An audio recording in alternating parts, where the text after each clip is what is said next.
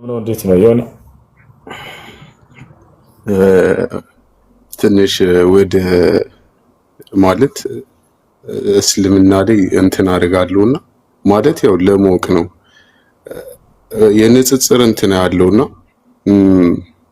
ምን አለ መሰለ የሆነ ኮንትራዲክሽን ተብሎ ቁርአን ላይ ማለት እኔ እስከዛሬ ግልጽ ክሊር በሚመስል ምናልባት ታብራራልኛለህ የሆነ ኮንትራዲክሽን ተብሎ ያዩት ምን መሰለ የምድር አፈጣጠር ላይ ምን ላይ መሰለ ሁሲለት ነው ምናምን የሚባል ሱራ ላይና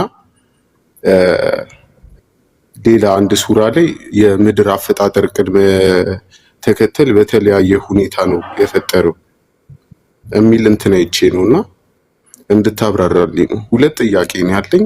አንዱ ይሄ ነው። ምናልባት አንደኛውን ሱራ የምታውቀው ከሆነ ግልጽ አድርግልኝ። ሁሉንም አውቃለሁ። አንደኛ ሱረቱል ፉሲለት ይገኛል፣ አንደኛው ደግሞ ሱረቱል ናዚዓት ላይ ይገኛል። ኦኬ አብራራልኝ። ማለት ኮንትራዲክሽን ላይሆንበት የሚችልበት መንገድ ግጭት አይደለም። አብሽር አስረዳሃለሁ። ያዳም ኦኬ እሺ የሚለው ምንድነው? ثم استوى إلى السماء وهي دخان فقال لها وللأرض ائتيا طوعا أو كرها من مثله نقول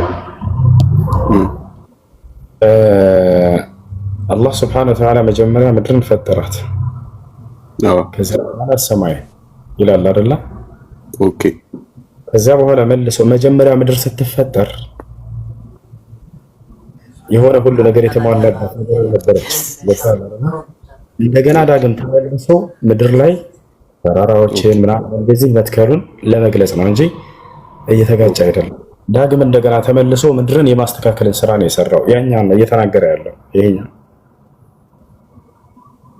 ማለታው ነስል መጀመሪያ ምን ፈጠረ ሰማይን سورة النازعات من إلى الله سبحانه وتعالى والسلام اذهب إلى فرعون هل أتاك حديث موسى إذ ناداه ربه بالوادي المقدس طوى اذهب إلى فرعون إنه طغى فقل هل لك إلى أن تزكى وأهديك إلى ربك فتخشى فأراه الآية الكبرى كذب وعصى ثم أدبر يسعى فحشر فنادى فقال أنا ربكم الأعلى فأخذه الله نكال الآخرة والأولى إن في ذلك لعبرة لمن يخشى أنتم أشد خلقا أم السماء بناها رفع سمكها فسواها وأغطش ليلها وأخرج ضحاها والأرض بعد ذلك دحاها إلى أيه اوكي مدرن كذابوها لا فترات سايهون مدرن كذابوها لا أستكاكلاتنا مجمرة مدر تفترالك كذابوها لا سماي تفترت አይደለ በእኛው ላይ ሱረቱን ናዚዓት ይሄ ሱረቱል ፉሲለት ላይ ያለው የሚገኘው ነው። ሱረቱን ናዚዓት ላይ ያለው ደግሞ ከዚያ በኋላ መድረን እንደገና ዳግም መልሶ አላህ Subhanahu Wa Ta'ala በእርሷ ላይ መስተካከል ያለባቸው ነገራቶች ማስተካከሉን እየገለጸ ነው እንጂ ዳግም እንደገና ተፈጥራለች እያለ አይደለም። ኦኬ ያ ላሳየህ ሻንዴ ምን እንደሆነ ሱረቱን ናዚዓት ላይ ያለውን አንዴ ላሳየህ። እንደገና ምድርን ፈጠራት ሳይሆን የሚለው በእርሷ ላይ ወርጣ ወልአርض بعد ذلك دحاها ነው የሚለው አንዴ ፈጠራት እንደገና ዳግም ቢል አውሱ እንደ ስህተት ይቆጠራል። ግን እንደገና ዳግም ስለመፍጠር ሳይሆን በእርሷ ላይ በምድር ላይ ማስተካከል ያለበትን ነገር ዳግም ያስተካከላት ነው። ወጣና ላሳይ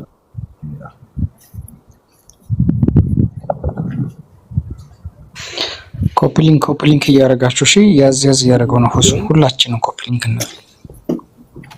ኡስታዝ መሐመድ መታችኋል እንዴ? ሰላም አለይኩም።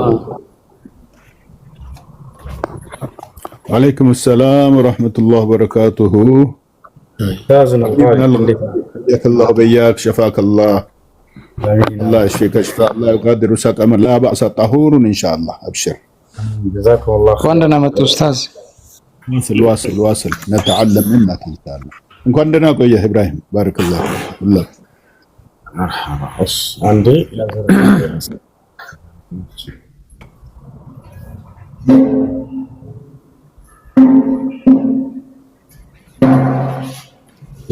سورة الفصلت لاي من هي على السلاح الأرض بعد ذلك دحاها أخرج منها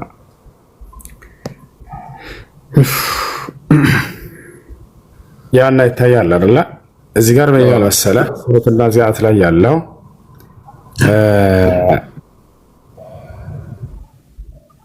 አንቱም አሸዱ ኸልቀን አም ሰማኡ በነሐያ ላይ ይናገራል። በአፈጣጠር እናንተ ይበልጥ የበረታችሁ ናችሁ ሆነ ወይንስ ሰማይ አላህ ገነባት ካለ በኋላ ከፍታዋንም አጓነ አስተካከላትን ሌሊቷንም ቀኗንም ገለጸ ካለ በኋላ ምድርን ከዛ በኋላ ፈጠራት ሳይሆን የሚለው ምድርን ከዚያ በኋላ ዘረጋት ነው የሚለው። መጀመሪያ በተዘረጋች ሁኔታ አልተፈጠረችም ነበር፣ ዘረጋት አለ እንጂ ምድርን ከዚያ በኋላ ፈጠራት ቢል ኖሮ ኦኬ፣ ይሄ ስህተት ነው። መጀመሪያ ቀድማ ተፈጥራለች ከሰማይ በፊት፣ ከዚያ በኋላ ተዘረጋች ነው። ስለመዘርጋት እንጂ እያወራ ያለው ዳግም እንደገና ስለመፈጠሩ አይደለም። መጀመሪያ ያልተዘረጋች ከዚያ በኋላ ዘረጋት እያለ ነው። እሺ ኦኬ። ሁለተኛው ጥያቄ ደግሞ ምን መሰለህ፣ አንድ ሰው ሙስሊም ነው ማለት ሙስሊም ነው ስለ ሙስሊም ነበረ እና አልተጠመቀም ምናምን፣ ሳይጠመቅ ግን ቤተክርስቲያን ይገባ ነበረ። የእስልምናን ትእዛዛት አይተገብርም ነበር። ለምሳሌ አይሰግድም ምናምን እና ያ ሰው ግን ራሱ እንደ ሙስሊም ነው የሚያስበው ማለት ነው። ከተለያየ ከክርስቲያን አባትና ከሙስሊም እናት ነው የተወለደው። ያ ሰው ድጋሚ ሻሃዳ መያዝ አለበት ነው ወይስ እንደዛው መቀጠል ይችላል? እሺ ቤተክርስቲያን ላይ ሂዶ የአምልኮ ስርዓቶችን ይሰራ ነበር። በቃ ይገባ ነበር ምናምን፣ እነዚህ ጉባኤ ምናምን ይሰማ ነበረ እንጂ ኮምፕሊትሊ የአምልኮ ስራዎችን ምናምን እንትን አይደል። እሺ አንድ ሰው አማኝ ከነበረ ከመጀመሪያ ከጊዜ በኋላ ሶላትን ቢተው ሶላትን ባይሰግድ ሶላትን አለመስገድ በራሱ ክፍር እና እንደገና ሌላው ተጨማሪው ነገር ምንድነው? ወደ ቤተ ክርስቲያን ሄዶ ማዳመጥ በማዳመጥ ነገር ግን የአምልኮ ስርዓት አልሰራበት ሰው ሄደና ዝም ብሎ ከጓደኞች ጋር ሊሆን ይችላል ገባ እና አዳመጠ ሰማ። ሰውየው በዚህ ከፍሯል ወይ ከእስልምና ወጥቷል ወይ ወይንም በእነዚህ በሁለቱ ነገር እንደገና ዳግም ሻሃዳ ይዞ ነው ወይ ወደ እስላም የሚመለሰው ከተባለ አይደለም። እዚህ ነው የአምልኮ ስርዓት ሰርቶ ነበር ግን ይሄ ሰውዬ ከፍሯል። እዛኔ ከአላህ ሱብሓነሁ ወተዓላ ውጥ ለሌላ አካል የአምልኮ ስርዓት ፈጽሞ ነበር። እንደ ክርስትና እምነት ክርስትና ተቀብሎ የአምልኮ ስርዓት ለክርስቶስ ፈጽሞ ቢሆን ኖሮ ይሄ ሰው ዳግም እንደገና ሻሃዳ ያዝ ይባላል። ነገር ግን ሄዶ ዝም ብሎ ከጓደኞቹ ጋር እንደጋጣሚ አዳምጦ ቢሆን በመሆኑ ይሄ ሰውዬ ከፍሯል ይባላል። ኦኬ ገብቶ ማለት አሁን ቤተክርስቲያን ስገባ መጀመሪያ በር ላይ ምናምን ትሳልማለህ። ያንን አድርጎ እስኮን እሺ ልጆች ታባ አድርጎ እና ሻሃዳ መያዝ እንደገና እንትን አይጠበቅበትም። ወደ አላህ ሱብሓነሁ ወተዓላ ተውበት አድርጎ ሶላቱን መቀጠል ነው የሚጠበቅበት። ኦኬ እሺ ሌላ ደግሞ ማለት እሱ አማት ወጥቷል እያለ ነው። እሱ ተቆርጦብህ ነበር መሰለኝ። ታብታብ አድርጉ እስኪ ጀማ ማለት አሁን ሲገባ አማት ወጥቷል ያ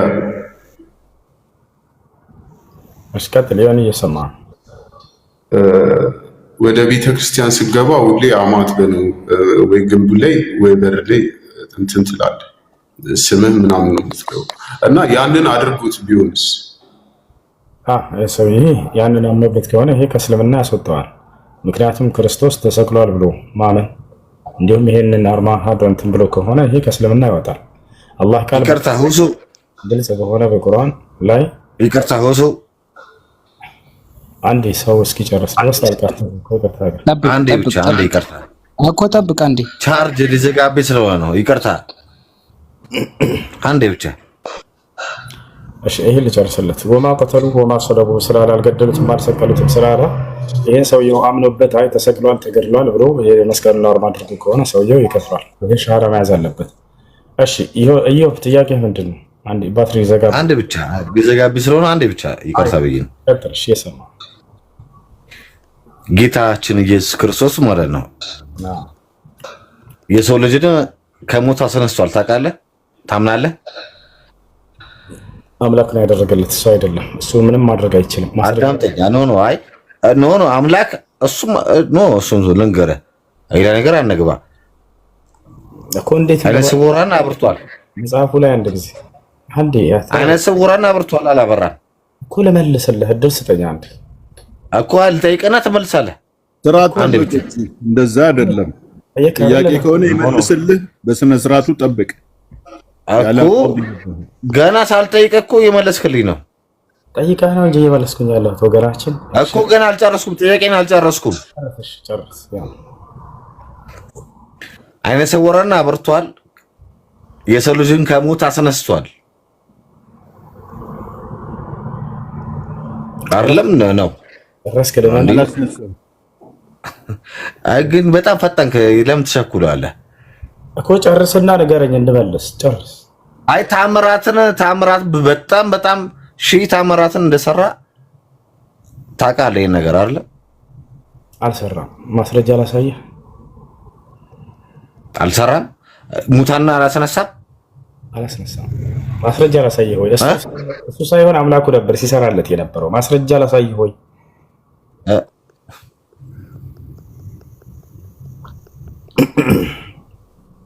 ላሳየህ። ሲያደርግለት የነበረው እነዚያን ሁሉ ተአምራት አምላኩ ነው። ማስረጃ መጽሐፍ ቅዱስ ላይ ላሳየህ ወይ?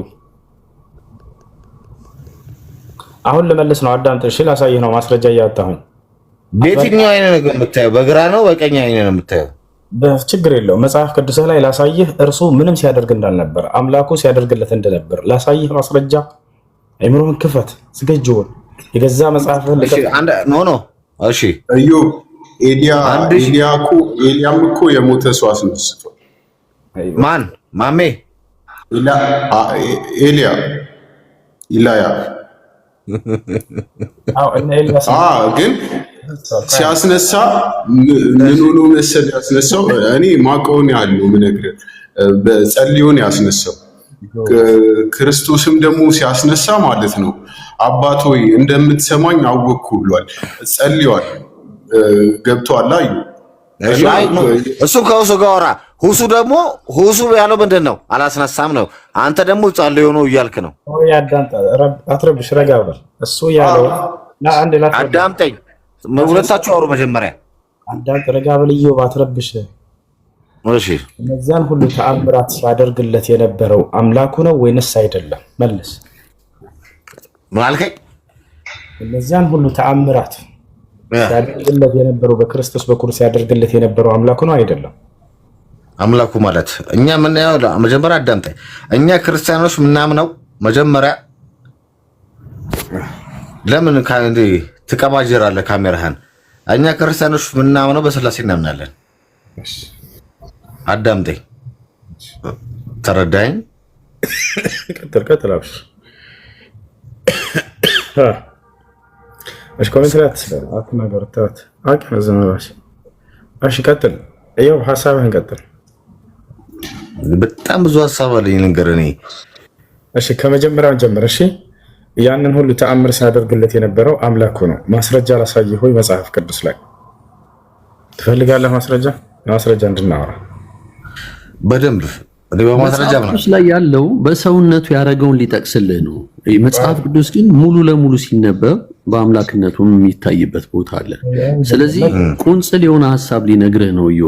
ያወቅኸው የምናገረውን ጥቅስ ታውቀዋለህ? ና ከጎን የምታግዘው ልጅ ተናገር። በደንብ አውቀዋለሁ። እሱን አሁን ይኸውልህ አረስቱ እንዳይቀየር ኖ እኔ እናንተ ፕሮግራም አድርገን እናውራ። በዚህ አጋጣሚ እኔ ባይዘው የገባሁት አንደኛ ታች ላይ ያለው ልጅ ነው። ታች ላይ ያለው ጋቡ የሚለው ልጅ ነው። እሺ አንድ ነገር ልንገራችሁ፣ ሁለታችሁ ተስማሙ። ክርስቶስ የሞተ ሰው አስነሳ አላስነሳም?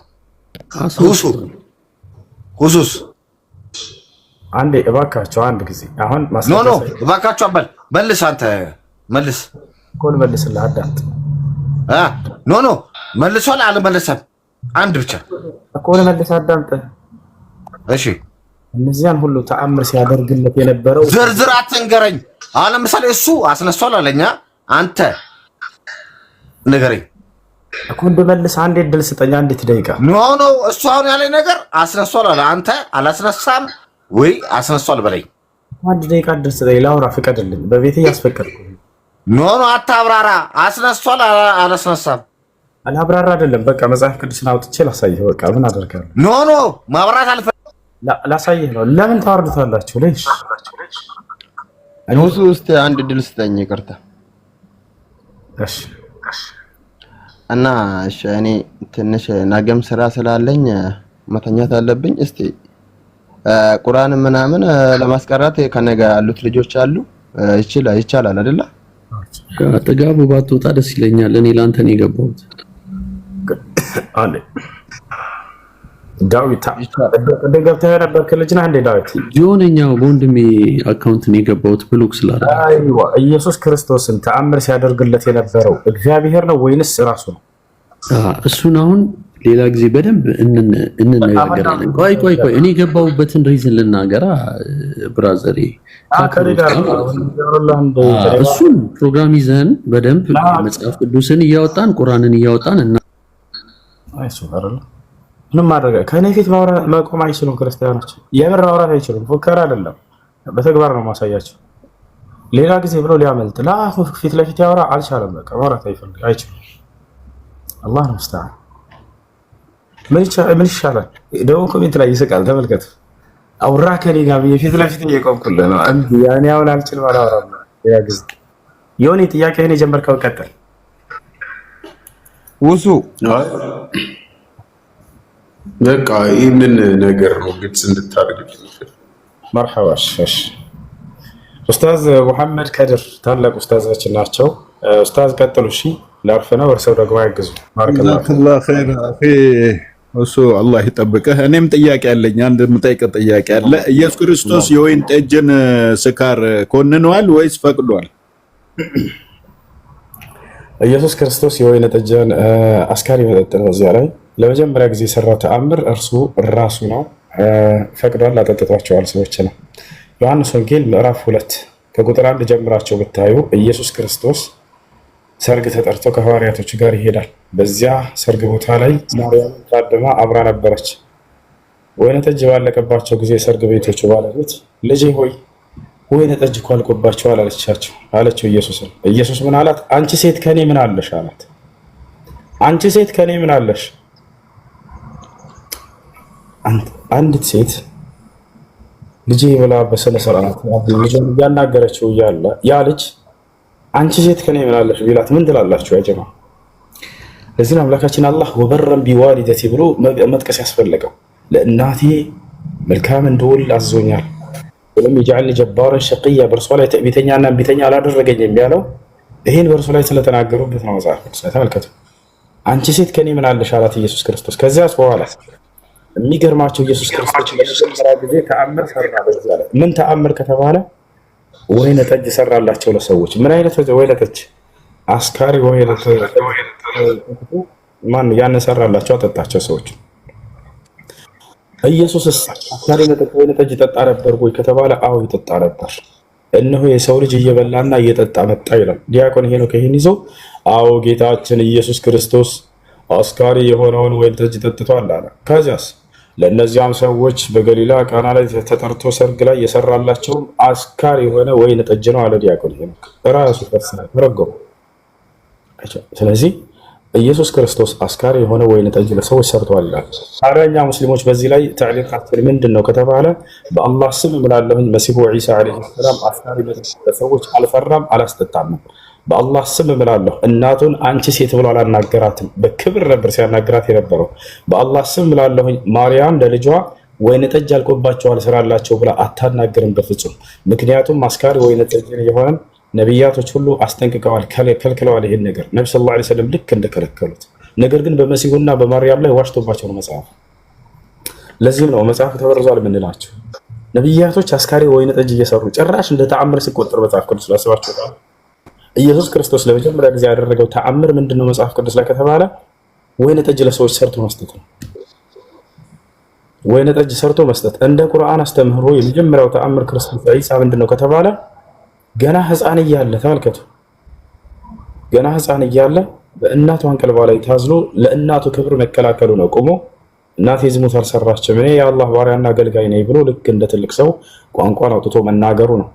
አያችኋል? የመጀመሪያው ተአምር ይሄ ነው። መቼ ነው ይህን ተአምር ማድረግ የጀመረው? ገና ሕፃን ሳለ ነው። ኢየሱስ ክርስቶስ እነዚህን ተአምራቶች ልክ 30 ዓመት ከሞላው በኋላ መጽሐፍ ቅዱስ ላይ ለመጀመሪያ ጊዜ የሰራ ተአምር ምንድን ነው? አስካሪ መጠጥ ለሰዎች ሰርቶ ማጠጣት። ከነቢያቶች ክብር ጋር ይሄዳል። ነቢዩላህ ዒሳ አስካሪ መጠጥ ሰርቶ ማጠጣ ለሰው ዒሳ የአላህን ሕግ አይዳፈርም። በጣም ካነ ወቃፈን ዐንደ ሑዱዲላህ። ከዛችን ቀጥሎ ባረከላሁ ፊኩም ጀዛከላሁ ኸይር። አላህ ይባርክ ፊክ፣ አላህ ይባርክ ፊ ዒልሚክ። ባረከላሁ ፊክ ጀዛከላሁ ኸይረን። በዚሁ አጋጣሚ ሐዋርያው ጳውሎስ ወደ ጢሞቴዎስ በላከው መልእክት ላይ ልጄ ጢሞቴዎስ ሆይ ለሆደ ህመም ትንሽ ትንሽ የወይን ጠጅ ጠጣ እንጂ ውሃ ብቻ እንዳትጠጣ ያለው ከዚህ ከዮሐንስ ወንጌል ምዕራፍ 2 ከሁለተኛው ቁጥር እስከ 11 ያለውን ቀደም የዘረዘርከውን ተገና አድርጎ ይመስላል። እንግዲህ አላውቅም፣ እዚህ ላይ እስኪ ትንሽ ማብራሪያ ብትሰጥበትና ካሁን በኋላ ትቀጥላለህ ወይ? ሌሎች ጥያቄዎች ቢመጡስ? ወይስ እረፍት የምታደርግበት ሰዓት እየደረሰ ነው? ወላ ከይፍ? እስኪ ይሄንንም ግለጽ ንገረን። መርሐባ ኡስታዝ። እሺ አዎ ጳውሎስ ውሃን ብቻ ትጠጡ ከዚህ በኋላ ብሏል። ከዚህ በኋላ ውሃ ብቻ ትጠጡ አለ ጳውሎስ ለወደ መምህ። ከዚህ በኋላ ውሃ ብቻ ትጠጣ፣ ታዲያስ ወይን ጠጅም ጠጡ አለ። ወይን ጠጅም ጠጡ አለ። ይፈቻል መጽሐፍ ቅዱስ ላይ ከመረረህና ነፍስህን አጥፋጥፋ ካለህ ምረት አለህ በቃ ያለ መርሳት ያስቀመጠው መንገድ ምንድነው? ለጌታ ተመለስ አምልኮ ፈጽም ምናምን ሳይሆን እንደ ኢስላም ምንድነው ወይን ጠጅ ጠጡ ነው ያለው። እንደ አንድ ሰው አላህ Subhanahu Wa Ta'ala ከመረረ ምንድነው ማድረግ ያለበት? እንደ ኢስላም አስተምሮ ከተባለ ፈፊሩ ኢለላህ አላህ አላህ ወደ እኔ ወደ አላህ ሽሹ አለ። ወደ ዒባዳ ወደ አምልኮ ጌታን ወደ ማውሳት ተመለስ። ልቦና ቢደርቅ ምን አድርግ አለ ኢስላም አላ ቢዚክሪላህ ተጥመኢኑል ቁሉብ አለ። አዋጅ የደረቁ ልቦች አላህን በማውሳት ይረጥባሉና ወደ ጌታቸውን ማውሳትና ወደ አምልኮ ተመለሱ ይላል። ሰውየው ከመረረ ምን ያድርግ? ወደ ጌታው ወደ አላህ ተመልሶ አምልኮን ይፈጽም ነው። ከጌታው ጋር ይጣበቅ፣ ከጌታው ጋር ተመልሶ አምልኮን ይስራ ነው። ወደ ጌታው ንስሐ ያድርግ ነው። እግዚአብሔር ታዲያ ምን አለ መጽሐፍ ቅዱስ ላይ? የመረረው ሰው ያንን የመረረውን እንዲረሳ ዘንድ ይጠጣል። ነው ላሳያችሁ፣ ተመልከቱ። አንድ ላሳያችሁ በማስረጃ መጽሐፍ ቅዱስ ላይ አውጥቼ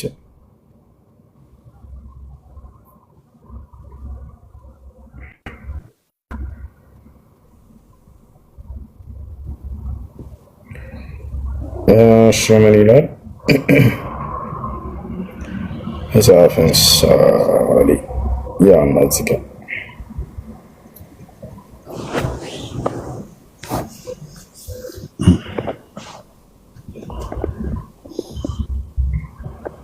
ምሳሌ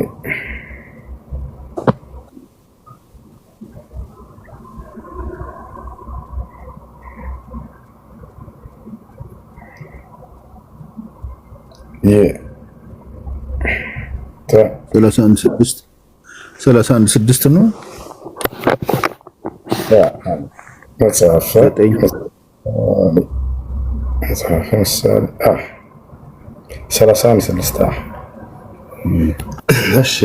እግዚአብሔር እንግዲህ እዚህ ጋር ተመልከት። እዚህ ጋር መጽሐፍ ቅዱስ ምን ያስተምራል? ለበረረው ሰው ከተባለ መጽሐፍ ምሳሌ ምዕራፍ 31 ቁጥር 6 ለጥፋት ለቀረበ ሰው ብርቱ መጠጥ ስጡት፣ ነፍሱ ለመረረውም የወይን ጠጅ ስጡት። የመረረው ሰው የወይን ጠጅ ሰጠው፣ ከዚያስ ይጠጣ፣ ድህነቱንም ይርሳ፣ ጉስቁልናውንም ከእንግዲህ ወዲህ አያስብ አለ። እኔ እኮ አንድ ሰው ሲመረውና ጥፋት ሲለው በቃ ራሴን እንድረሳ ብሎ መጠጥ ሲጠጣ ከየት ነው ይሄን ነገር ያገኙት? ያው እነዚህ ጋር ነው መጽሐፍ ቅዱስ ጋር ሰው ሲመረው ወደ መጠጥ ቤት ይሄዳል አይደለ? ለምንድን ነው? የት አግኝተው ነው ይሄን ትምህርት? ያው መጽሐፍ ቅዱስ ሰው ሲመረው ጊዜ ያን የመረረውን እንዲረሳ ዘንድ ለጥፋት የቀረበ ሰው ያን እንዲረሳ ዘንድ ጉስቁልናውን እንዲረሳ ይለጋል ማለት ነው። ወደ ቆብጠላ ስለጋ ሰማይና ምድሩ ሲዞርብኝ ነጋ አለ ቃሉ ሲናገር እና በቃ ያንን ይሄ ነው እንደው የአምላክ ትምህርት ወይስ ሰው ወደ ጥፋት ከተቀረበ ወደ አላህ ንስሐ ያድርግ የሚለው ነው የተሻለው። አላህ በቁርአን ላይ ምን አለ ሲናገር ፈፊሩ ኢለላህ ወደ እኔ ወደ አላህ ሽሹ አለ። ሰው ወደ አምልኮ ወደ አምላክህ ወደ ፈጣሪ ሽሽ ለጥፋት ከቀረብክ ይባላል እንጂ ፈመን ታበ ሚን ባዕድ ዙልሚሂ ወአስለሐ ፈኢነላህ የቱቡ ዐለይህ አለ። ራሱን የበደለ ሰው በኃጢአት ምን ያድርጋል? አላህ ወአስለሐ ራሱን ያስተካክል። ከዚያ በኋላ ወደ አላህ ንስሐ ያድርግ። እኔ አምላክ አላህ መሐሪና አዛኝ ነኝና በንስሐ ይቀበለዋለሁ እያለ ተናገረ። አያችሁ፣ ይህ ነው። እሺ ኡስታዝ ቀጥሉ። ባረከላሁ ፊኩም። መታየት ቆያለሁ የግልና እዚሁ ላይ ትንሽ የምታሳርግበት ነገር ባይብሊካል መረጃዎችን በአሁኑ መልክ አየን። ከሐዲስ ኪዳንም ከብሉይ ኪዳንም ነው ማለት ነው። ታዲያ እስልምና ላይ በመጠጥ ላይ ያለው አቋም ምንድን ነው? ብቻ ትንሽ ሳታበዛ በጣም ጥሩ በትንሹ ሹክራን ኡስታዝ ነው። መጠጥን አስመልክቶ በኢስላም ያለው ነገር ምንድነው? አስካሪ የሆነ መጠጥ በኢስላም ኃጢአት ነው፣ አይፈቀድም። አስካሪ የሆነ መጠጥ በኢስላም አይፈቀድም። አምላክ አላህ ሱብሓነሁ ወተዓላ በቁርአን ላይ ያ አዩሃ አለዚነ አመኑ ኢነመል ኸምሩ ወልመይሲሩ ወልአንሳቡ ወልአዝላም ሪጅሱን ሚን ዐመሊ ሸይጣን ፈጅተኒቡሁ ለዐለኩም ቱፍሊሑን ኢነማ ዩሪዱ ሸይጣኑ አን ዩቂዐ በይነኩም አልዐዳወተ ወልበግዷእ ፊል ኸምሪ ወልመይሲር ወየሱደኩም ዐን ዚክሪላሂ ወዐኒ ሶላህ ፈሀል አንቱም ሙንተሁን ይላል። እናንተ ያመናችሁ ሰዎች ሆይ አስካሪ መጠጥ፣ ቁማር፣ እነዚህን ከጠቀሰ በኋላ የሰይጣን ስራዎች ናቸው እነዚህ ነው ያለው። የምን ስራዎች ናቸው? ምን ዐመል ሸይጣን ከሰይጣን ስራዎች ናቸው። ታዲያስ ፈጅተኒቡሁ ራቁት ይሄን አለ ለዐለኩም ቱፍሊሑን እንድትድኑ ዘንድ ከእንዲህ አይነት አጸያፊ የሰይጣን ስራ ራቁ፣ አስካሪ መጠጥ ይላል። ነቢያችን ሰለላሁ ዐለይሂ ወሰለም ሐዲስ ላይ ምን አሉ? ለዐነ አላሁ ሻሪበል ኸምር ወሳቂህ ወሙስቂህ ወሓሚሊህ ወልመሕሙል ኢለይህ ወሻሪዒህ ወባይዒህ ወሓሚሊህ ወልመሕሙል ኢለይህ እያሉ ተናገሩ። መጠጥ የሚጠጣ ሰው ከአላህ ዘንድ የተረገመ ሰው ነው። የሚጠጣው፣ የሚያስጠጣው፣ የሚቀዳው፣ የሚያስቀዳው፣ የሚሸጠው፣ የሚገዛው፣ የሚሸከመው፣ የሚያሸክመው እነዚህ ሁሉ እንዳለ ከአምላክ ትእዛዝ በመራቃቸው ምክንያት የአምላክን ትእዛዝ በመተላለፋቸው ምክንያት ከአላህ ዘንድ የተረገሙ ናቸው እነዚህ ብሎ ተናግረዋል። በሌላ ሐዲስ ላይ ነብዩ ሰለላሁ ዐለይሂ ወሰለም ኩሉ ሙስኪሪን ሐራም አሉ። ማንኛውም አስካሪ የሆነ መጠጥ ሐራም ነው፣ እርም ነው፣ ክልክል ነው፣ ተጠንቀቁት፣ ራቁት አሉ። አይ ብዙ ካልጠጣሁኝ አያሰክረኝም የሚል ሰው ቢኖር ለዚህም መልስ ተሰጠው። አንዳንድ ሰው 2-3 ቢጠጣ ላያሰክረው ይችላል አይደለ? ልማድ ከማድረጉ የተነሳ ብዙ እስካልጠጣ ድረስ አያሰክረውም እንበል ለምሳሌ። ስለዚህ ካላሰከረ ሐራም ነው ብሎ እንዳይሄድ ነብዩ ሰለላሁ ዐለይሂ ወሰለም ምን አሉ? ማ አስከረ ከሲሩሁ ፈቀሊሉሁ ሐራም አሉ። ብዙ ያሰከረ ጥቂቱ እርም ነው ተከልክሏልና እንዳትጠቀሙ አሉ። ያቸው አረ እኔ አያሰክረኝምና ብሎ እንዳይጠጣ ሰውየው ዘንድ ዘጉበት ይሄንን በር ነብዩ ሰለላሁ ዐለይሂ ወሰለም ማ አስከረ ከሲሩሁ ፈቀሊሉሁ ሐራም አሉ። ያ ነው እሽና አስካሪ መጠጥ በዚህ አካል ተገልጿል በኢስላም። ጀዛከላሁ ኸይር ወባረከላሁ ፊክ ወፈረላሁ ሰድረክ ወነፈዐ ቢከል ኢስላም ወልሙስሊሚን። አሚን። አላህ ይጀዛከል ኸይር። እኔ የመጣሁት ያው አንተን ለዚያራ ነው። ያለበት ቦታ ለመምጣት ትንሽ እንትን አውሮፕላን ያስፈልጋል መሰለኝ። ለዛ ነው ወደዚህ መጣሁት ማለት ነው። አላህ ያርጋ፣ አላህ ይጠብቅህ፣ አላህ ይጨምርልህ፣ ኸይርህን ያብዛው፣ አምሳያዎችን ያብዛልን። ለኺድመት ዲን አልኢስላም ወልሙስሊሚን ቁዋውን አላህ ይስጥህ። አዘከላሁ ፊልኢስላም። ያላሁ ሰላም አለይኩም ወራህመቱላሂ ወበረካቱ። ወአለይኩም ሰላም ወራህመቱላሂ ወበረካቱ። ወአለይኩም ሰላም ወራህመቱላሂ ወበረካቱ። እሺ ከላይ ያላችሁ መሰለኝ እናንተ ላስተናግዳችሁና እስቲ ሁሱ እስቲ ፎሎ አስታርጋኝ። ሌላ ቀን እስቲ ድጋሚ መጥቼ ልጠይቅህ ጥያቄ ካለኝ ፎሎ አስታርጋኝ እስቲ። እሺ መርሐባ። እሺ ፎሎ አድርጉት ልጆች ከታች ያላሉት። እሺ ከላይ ዮኒ ጨርሰሃል ጥያቄ? እሺ ሌላ አንድ ጥያቄ። አንድ ሰው ከሳምንት በኋላ ከአንድ ወር በኋላ ወይ ሙስሊም ሆናለሁ ሰልማለሁ እያለ ቢሞትስ ያ ሰው ሳይሆን እሺ ጋንም ነው የሚገባው? ምክንያቱ ይታያል። አንደኛ ምክንያት ሸሃዳ መያዝ ካላወቀ ሰውየው እንደው ሸሃዳ የሚያስይዘኝ ሰው ፈልጋለሁኝ እያለ አምኖበት በልቡ አምኖበት በልቡ ነገር ግን ይሄ ሰው ሸሃዳ መያዝ ካላወቀበት ቦታቸዋል አይደለ? የሚያስይዘው ሰው እየፈለገ እያለ መሀል ላይ ሞተ። ይሄ ሰው አላህ ሱብሓነሁ ወተዓላ የውስጡን ይይዝለታል። ግን ይሄ ሰው ያልያዘው አቦ እንዳልሰልም አሁን እንዳው እቺን ስራ ልጨርስና እያለ አያችሁ አይደለ? ምንም ማሳማኝ ያልሆነ ምክንያቶች ወይንም ቤተሰቦችን ፈራኋቸው እንዳው ብሰልም እንዲህ አድርጉኛል እያለ ይሄ ሰው ሳይሰልም ሞተ። ይሄ ሰው በቃ ካልሰለመ እንዳልሰለመ ነው የሚቆጠረው። ነገር ግን ምንም የያዘው ነገር የለም። ይሄ ሰው ከመስለም ቀደም እንዳልኩ የመጀመሪያው ምክንያት ከሆነ መስለም እየፈለገ ሰውየው ሸሃዳ የሚያስይዘው ሰው እየፈለገ ያለ ማንንም ሰው ሳያገኝ ቀረና በልቡ አምኖ ሳለ ይሄ ሰው ቢሞት አላህ Subhanahu Wa Ta'ala የልቡን ይይዝለታል። ለኔ መስለማቸው እሺ እና ያ ሰው ግዴታ በማንኛውም ሰዓት መያዝ አለበት ይላል። ሸሃዳ መያዝ አለበት። ስለዚህ አንተ ካንተ ያዘው እንደማትችል አይናችሁ እና ሲዘሻ እሺ የምለው ቃል አብረኝ ተከተልክ በል። እሺ አሽሀዱ አላ ኢላሃ ኢለላህ ወአሽሀዱ አነ ሙሐመደን ረሱሉላህ ማሻአላህ። እሺ አሁን ያልከው ቃል ሸሃዳ ይባላል። ትርጉሙ ከአላህ በስተቀር በእውነት የሚመለክ ሌላ አምላክ የለም ብዬ መሰክራለሁ። ሙሐመድም የአላህ መልእክተኛና ነብይ ናቸው ብዬ መሰክራለሁ። ይህ ነው። እሺ ሙስሊም ጓደኞች በአቅራቢያ ታገኛለህ በአካል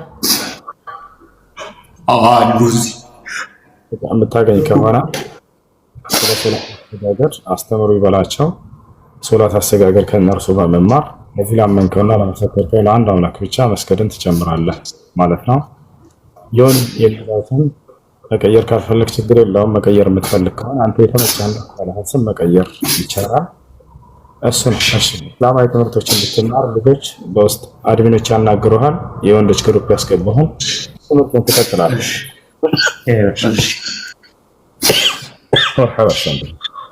እሺ አላዛር የመጨረሻ ከላይ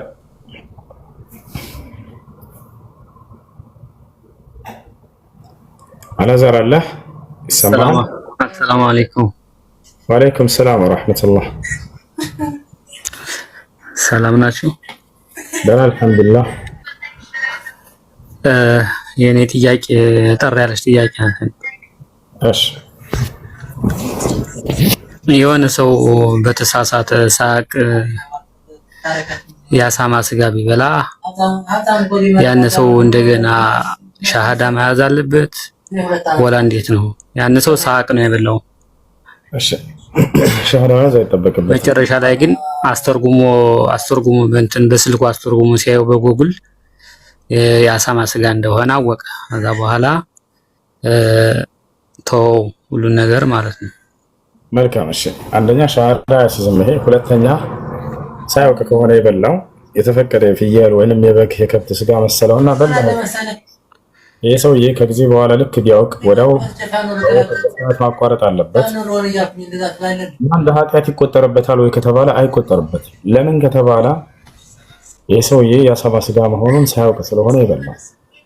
አላህ በቁርአን ላይ ወለይሰ ዐለይኩም ጁናሑን ፊማ አኽጠእቱም ቢሂ ይላል። ሳታውቁ በሰራችሁ ስህተት ወንጀል የለባችሁም ይላል። ወንጀል የሚሆንብህ መቼ ነበር መሰለህ? የአሳማ ስጋ መሆኑን እያወቅ ሐራም መሆኑን እያወቅ ብትበላ ኖሮ ነው። አንተ ግን ይሄ የአሳማ ስጋ አልመሰለህም መሆኑን አላወቅም። ስለዚህ እንደ ኃጢአት አይቆጠርም። ይህን ይመስላል። ጀዛከላሁ ኸይር። እሺ ልጆች እንደውም ኡስታዝ ሁላችሁም መልካም አዳር ይሁንላችሁ። እንረፍ። ሰላም አለይኩም ወራህመቱላሂ ወበረካቱሁ። አለይኩም ሰላም ወራህመቱላሂ ወበረካቱሁ። አላህ ይጠብቅህ። አለይኩም ሰላም ወራህመቱላሂ ወበረካቱሁ። ጀዛኩሙላህ ኸይረን ነው ወንድም። አላህ ይጀከል ኸይር። አላህ ይጠብቃችሁ ሁላችሁንም። ዮኒ አላህ ያጽናህ። አብሽርሽ ወንድማችን። ዚክራን ፎሎ አድርጋትና በውስጥ ወንዶች ግሩፕ ታስገባለች ዮኒ። አድሚኖች አሁን የሰለመውን ወንድማችንን በውስጥ መስመር አገኙት። እንደተባለው ትምህርት የሚያገኝበት ናናደው ሰላም አለይኩም አመቻቹለት። ወአለይኩም ሰላም ወራህመቱላሂ ወበረካቱህ።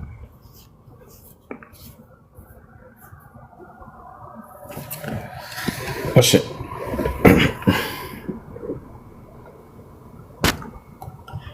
ቁርአን መዝጊያችን ነበር ሁል ጊዜ። ነገር ግን አሁን ዳንከራ ድምጼን ይዞኛል። ምን ይሻላል?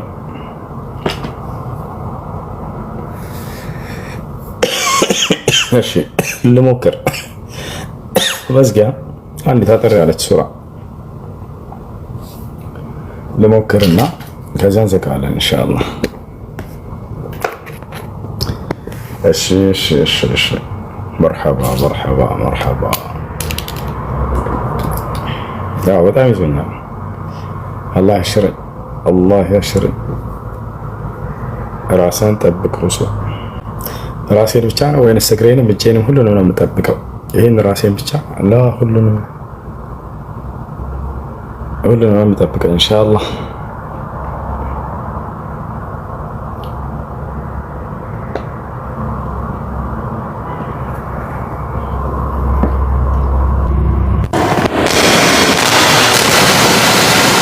بسم الله الرحمن الرحيم. قالوا يا أبانا ما لك لا تأمنا على يوسف وإنا له لناصحون أرسله معنا غدا يرتع ويلعب وإنا له لحافظون قال إني ليحزنني أن تذهبوا به وأخاف أن يأكله الذئب وأنتم عنه غافلون. بسم الله الرحمن الرحيم.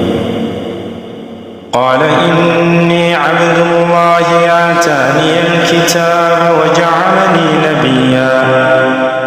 وجعلني مباركا أينما كنت وأوصاني بالصلاة والزكاة ما دمت حيا وبرا بوالدتي ولم يجعلني جبارا شقيا والسلام علي يوم ولدت ويوم أموت ويوم أبعث حيا ذلك عيسى بن مريم قول الحق الذي فيه يمترون ما كان لله أن يتخذ من ولد سبحانه إذا قضى أمرا فإنما يقول له كن فيكون وإن الله ربي وربكم فاعبدوه هذا صراط مستقيم. فاختلف الأحزاب من بينهم فويل للذين كفروا من مشهد يوم عظيم. أسمع بهم وأبصر يوم يأتوننا لكن الظالمون اليوم في ضلال مبين. وأنذرهم يوم الحسرة إذ قضي الأمر وهم في غفلة وهم لا يؤمنون. إنا نحن نرث الأرض ومن عليها وإلينا يرجعون. واذكر في الكتاب إبراهيم إنه كان صديقا نبيا إذ قال لأبيه يا أبت لم تعبد ما لا يسمع ولا يبصر ولا يغني عنك شيئا يا أبت إني قد جاءني من العلم ما لم يأتك فاتبعني أهدك صراطا سويا يا أبت لا تعبد الشيطان إن الشيطان كان للرحمن عصيا يا أبت إني أخاف أن يمسك عذاب من الرحمن إني أخاف أن يمسك عذاب من الرحمن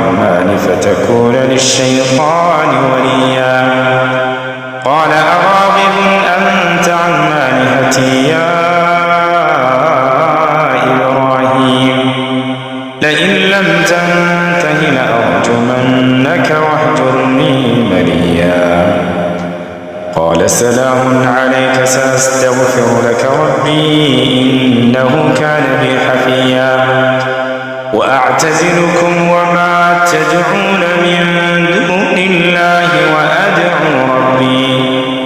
وأدعو ربي عسى ألا أكون بدعاء ربي شقيا فلما اعتزلهم وما يعبدون من دون الله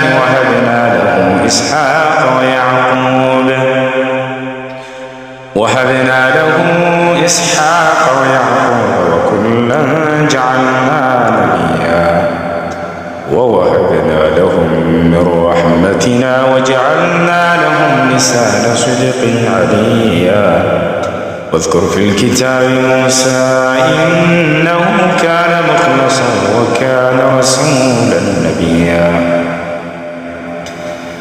وناديناه من جانب الطور الأيمن وقربناه نجيا ووهبنا له من رحمتنا أخاه هارون نبيا واذكر في الكتاب إسماعيل إنه كان صادق الوعد وكان رسولا نبيا وكان يأمر أهله بالصلاة والزكاة وكان عند ربه مرضيا واذكر في الكتاب إدريس إنه كان صديقا نبيا ورفعناه مكانا عليا أولئك الذين أنعم الله عليهم من النبيين من ذرية آدم وممن حملنا مع نوح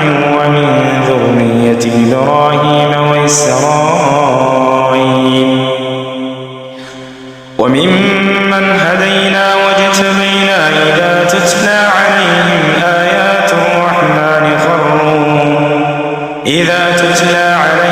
آيات الرحمن خروا سجدا وبكيا فخلف من بعدهم خلف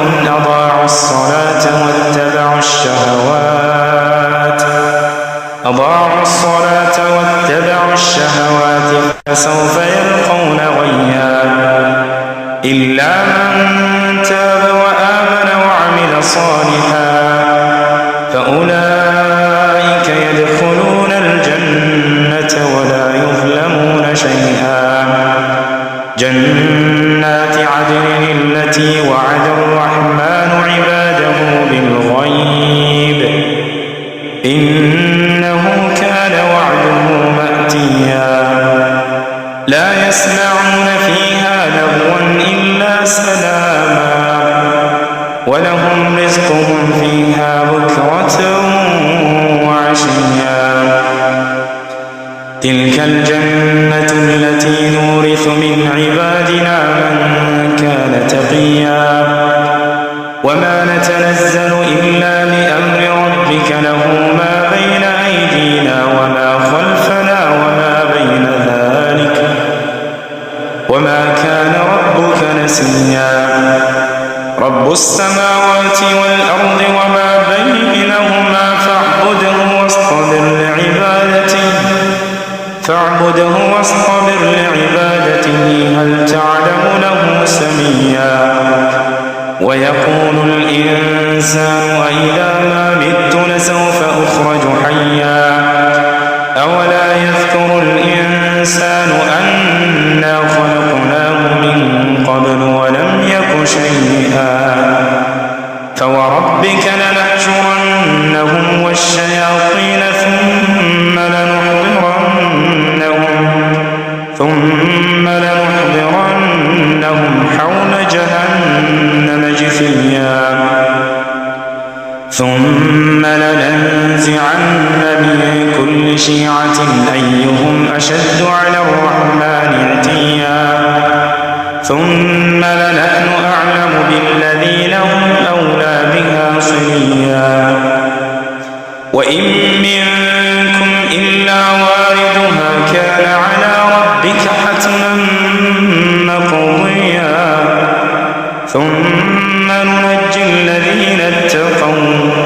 ونذر الظالمين فيها جثيا وإذا تتلى عليهم آياتنا بينات قال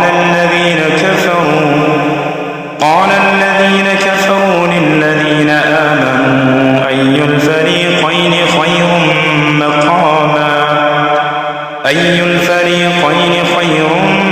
مقاما وأحسن نديا وكم أهلكنا قبلهم من قرن هم أحسن أثاثا ورئيا قل من كان في الضلالة فليمدد له الرحمن مدا حتى إذا رأوا ما يوعدون إما العذاب وإما الساعة فسيعلمون من هو شر مكانا وأضعف جندا ويزيد الله الذين اهتدوا هدى والباقيات الصالحات خير عند ربك ثوابا وخير مردا أفرأيت الذي كفر بآياتنا وقال لأوتين مالا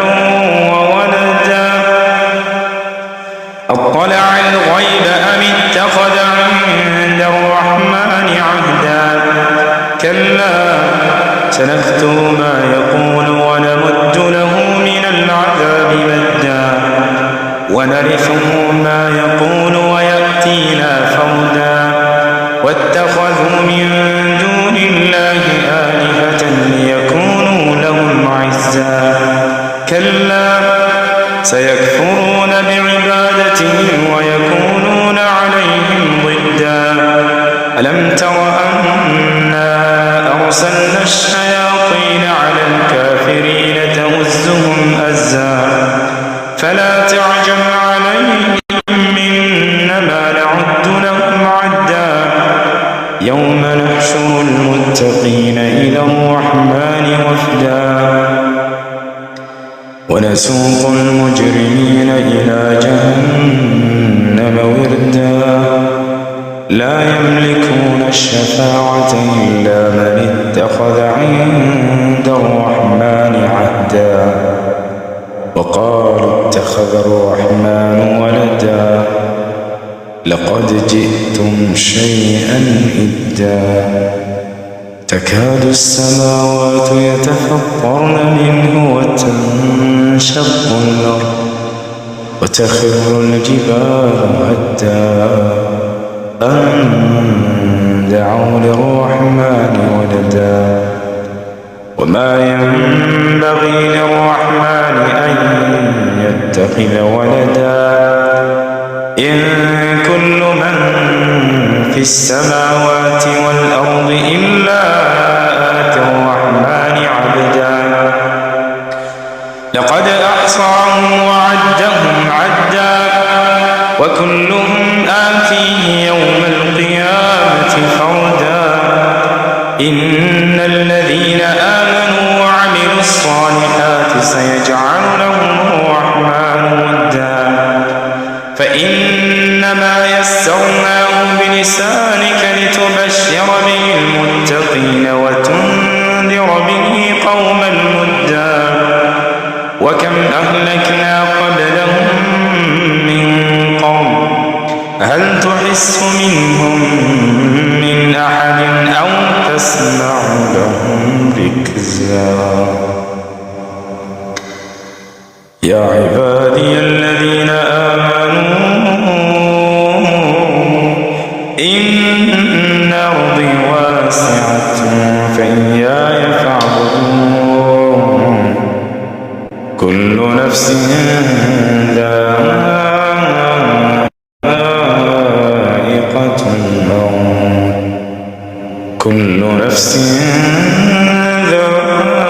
ذائقة الموت ثم إلينا ترجعون والذين آمنوا وعملوا الصالحات لنبوئنهم من الجنة غرفا تجري من تحتها الأنهار نعم أجر العاملين الذين صبروا وعلى ربهم يتوكلون وكأين من دابة لا تحمل رزقها الله يرزقها وإياكم وهو السميع العليم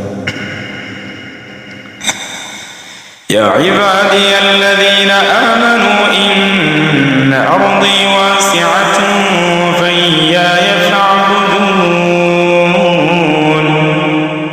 فإياي فاعبدون كل نفس ذائقة الموت ثم إلينا ترجعون والذين آمنوا وعملوا الصالحات لنبوئنهم من الجنة غرفا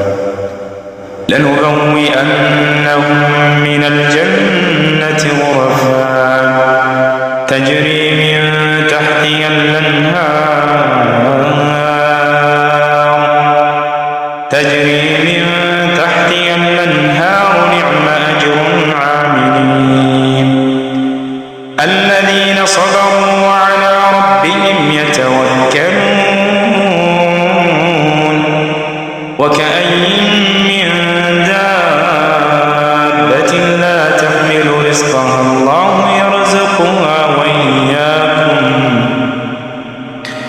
الله يرزقها وإياكم وهو السميع العليم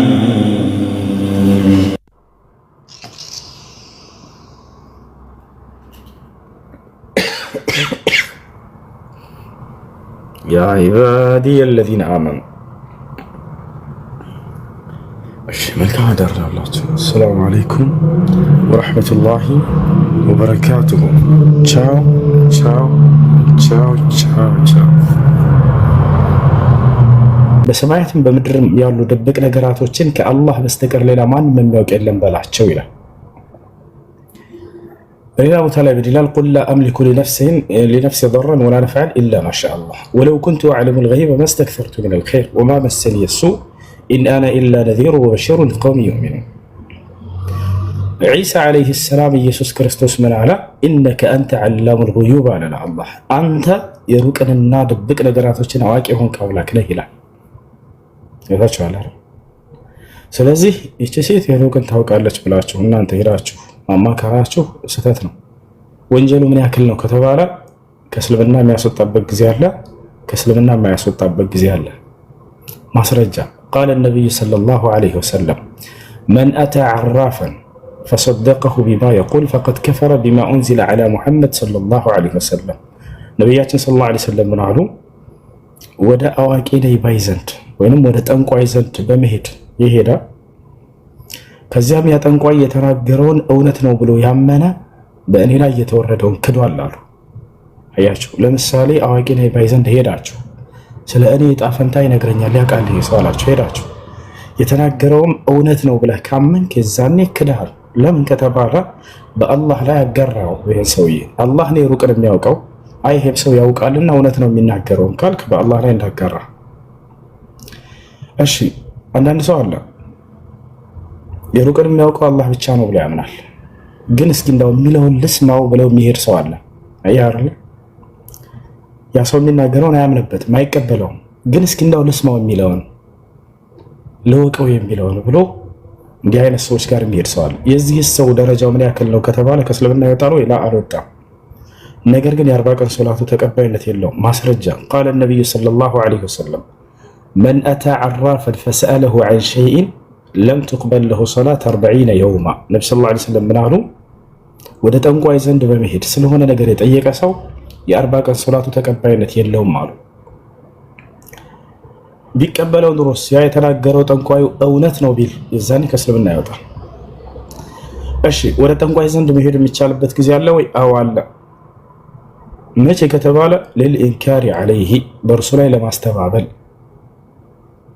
ይሄ የምታደርገው ነገር ስህተት ነው፣ ከዚህ ስራ ውጣ፣ የሩቅን የሚያውቀው አላህ ብቻ ነው ብሎ ለሚገስጸው ሰው ለሚመክረው ሰው ይፈቀድለታል በሄድ ማስረጃ قال النبي صلى الله عليه وسلم من رأى منكم منكرا فليغيره بيده فإن لم يستطع فبلسانه فإن لم يستطع فبقلبه وذلك أضعف الإيمان ነብያችን ሰለላሁ ዐለይሂ ወሰለም ምን አሉ ከእናንተ አጸያፊ ነገር ወይንም ስተትን ነገር ያየ ሰው በእጁ ያስተባብል አሉ ያልቻለ በአንደበቱ ያስተባብል ያልቻለ በቀልቡ በልቡ ያስተባብል ስለዚህ በአንደበቱ ሄዶ ይሄን ነገር ለማስተባበል ከሆነ ይፈቀድለታል ከዛ ውጭ ግን አይፈቀድም አሁን ስለዚህ ምን እናደርግ ከተባለ ሳታውቁ ህፃን ያላችሁ ለአቅመ አዳም ለአቅመ ሔዋን ሳትደርሱ ህፃን ያላችሁ ያደርጋችሁት ከሆነ ይሄን ሁክም ሳታውቁ ገና ልጅ ያላችሁ በዛ እንደ ወንጀለኛ ተቆጠሩ ምክንያቱም ህፃናቶች የሚያደርጉት ነገር እንደ ወንጀል አይቆጠርባቸው ማስረጃ قال النبي صلى الله عليه وسلم رفع القلم عن ثلاث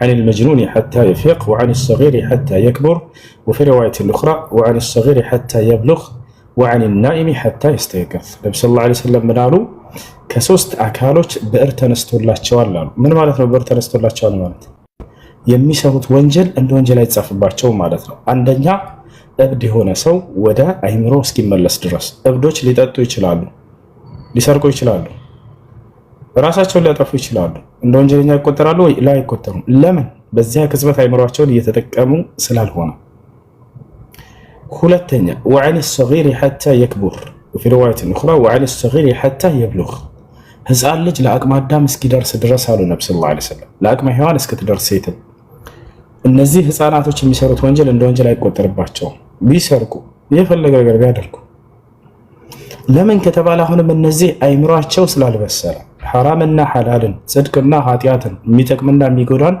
የሚለዩበት የእድሜ ደረጃ ላይ ተምይዝ ላይ ስላልደረሱ ሶስተኛ وعن النائم حتى يستيقظ እንቅልፉን የተኛ ሰው ከእንቅልፉ እስኪነቃ ድረስ የሚሰራው ወንጀል አይጻፍበትም በህልም ነውና ያ ነገር በህልም ልትሰርቅ ትችላለህ ሌባ ተብለ ይጻፍባል ላይ አይጻፍም አሁንም አይምሮን እየተጠቀምክ ስላልሆነ ያቸው ሶስቱንም ኃጢአት የማይያዝባቸው ምክንያት አይምሮአቸውን እየተጠቀሙ ያሉበት ቅጽበት ስላልሆነ አምላክ አላህ ፍትሃዊ የሆነ አምላክ ነው ንጹህ አይምሮ ኑሩህ ለአቅመ አዳም ደርሰህ ለአቅመ ሔዋን ደርሰህ ጽድቅና ኃጢአትን የምትለዩበት እድሜ ደርሳችሁ ሐቁ ደርሷችሁ የነቢያት ትምህርት ደርሷችሁ ያንን ኃጢአት ብትተላለፉ ነው እንደ ኃጢአተኛ የሚቆጥርባችሁ እና እንቅልፍህን ተኝተህ ኃጢአት ብታደርግ በህልምህ ያንድ ኃጢአት አይቆጠርም በህልምህ ዝም ልትሰራ ትችላለህ ልትሰርቅ ትችላለህ ይሄ እንደ ኃጢአት አይቆጠርም በህልምህ እናትህ ለፍታ ደክማ ያነጠፈችልህ ፍራሽ ላይ እየተጫወትክ መስሎ ሽንት ልትሸና ትችላለህ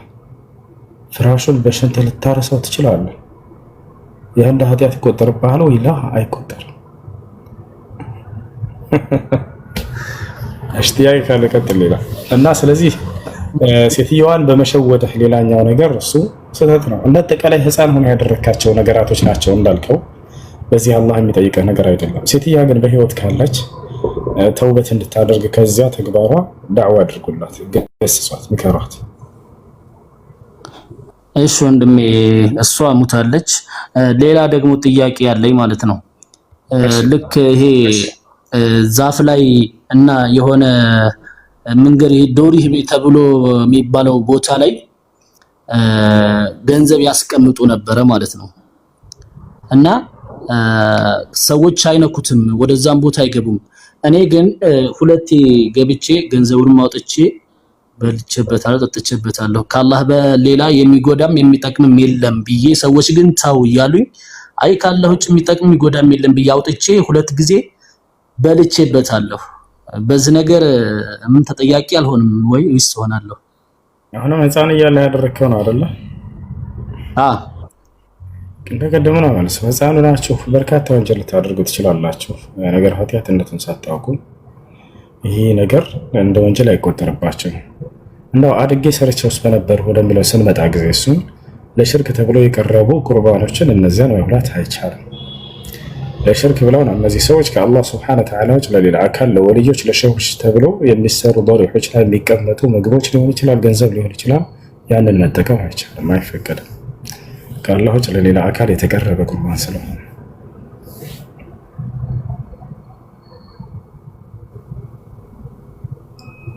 አባስ ጀዛከላህና አንድ የመጨረሻ ጥያቄ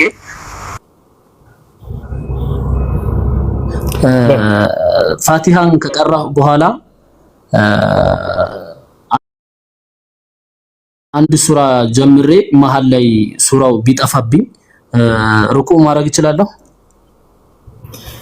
እሺ ሶላት እየሰገዳችሁ ያላችሁ ከፋቲሃ በኋላ ያለው የምትጨምሩት ሱና ምን ሱነን ሶላት ነው። በሶላት ውስጥ ከሚፈጸሙ ሱና ተግባራቶች ነው። ፋቲሃስ ዋጅብ ነው፣ ሩክን ሚን አርካን ሶላት ነው። ከ14ቱ የሶላት ማዕዘናቶች መካከል አንደኛው ነው። ወአርካን ሶላት መን ተረከሃ ሙተዓሚደን ፈሶላቱሁ ባጢላ። ከአርካኑ ሶላት ከ14ቱ ማዕዘናት መካከል አንደኛውን አውቆ ሆን ብሎ የተወሰው ሶላት ውድቅ ይሆንበታል። ወሚን አርካን ሶላት ቂራአት ሱረቱል ፋቲሃ፣ ከአርካኑ ሶላት ከ14ቱ መካከል ሱረቱል ፋቲሃን መቅራት። ሱረቱል ፋቲሃ ያልተቀራበት ሶላቱ ውድቅ ነው። ነቢያችን ሰለላሁ ዐለይሂ ወሰለም ምን አሉ?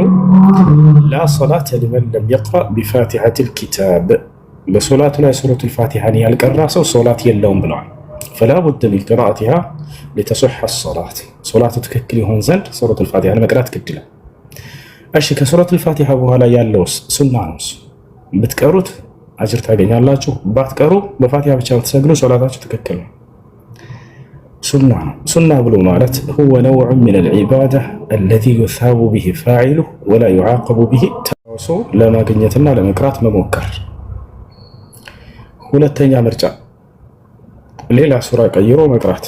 ለምሳሌ ከፋቲሃ በኋላ ወዳሐን እየቀራ እያለ ተሳሳተ። ከተሳሳተ ሌላ ሱራ ለመሽራሕን መቅራት ይችላል። ሶስተኛ ምርጫ ተሳሳተ አይደለ? خلاص ሩኩዕ መውረድ ይችላል። ሶስት ምርጫ አለ። በላጩ ግን ምንድነው ከተባለ ወደ ኋላ መለስ ብለህ አስታውሰህ ለማግኘትና ለመቅራት መሞከር ነው። እሺ ከኋላ ከሰዎች ካሉ የሚሰግዱ ከአንተ ኋላ ተከትለው እንተን እንዲያርሙህ ተደንግጎላቸዋል። ገብቶሃል አይደል? ያርሙሃል የተሳሳትከውን ቦታ። ይሄ ነው። እና ሶስት ምርጫ አለ። አይ ሌላ ጥያቄ ነው? መርሐባ ስድ ጀዛከላህ ወያኩ። አይ ቀጥሉ ሌሎች። ሰላም አለይኩም። ወአለይኩም ሰላም። ሁሱ አኺራን አገኘው በመጨረሻ ሰዓት እና ጥያቄ ምን መሰለክ?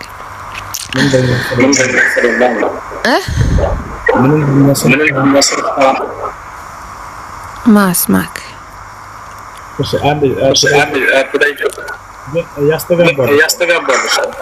ኦኬ እሺ።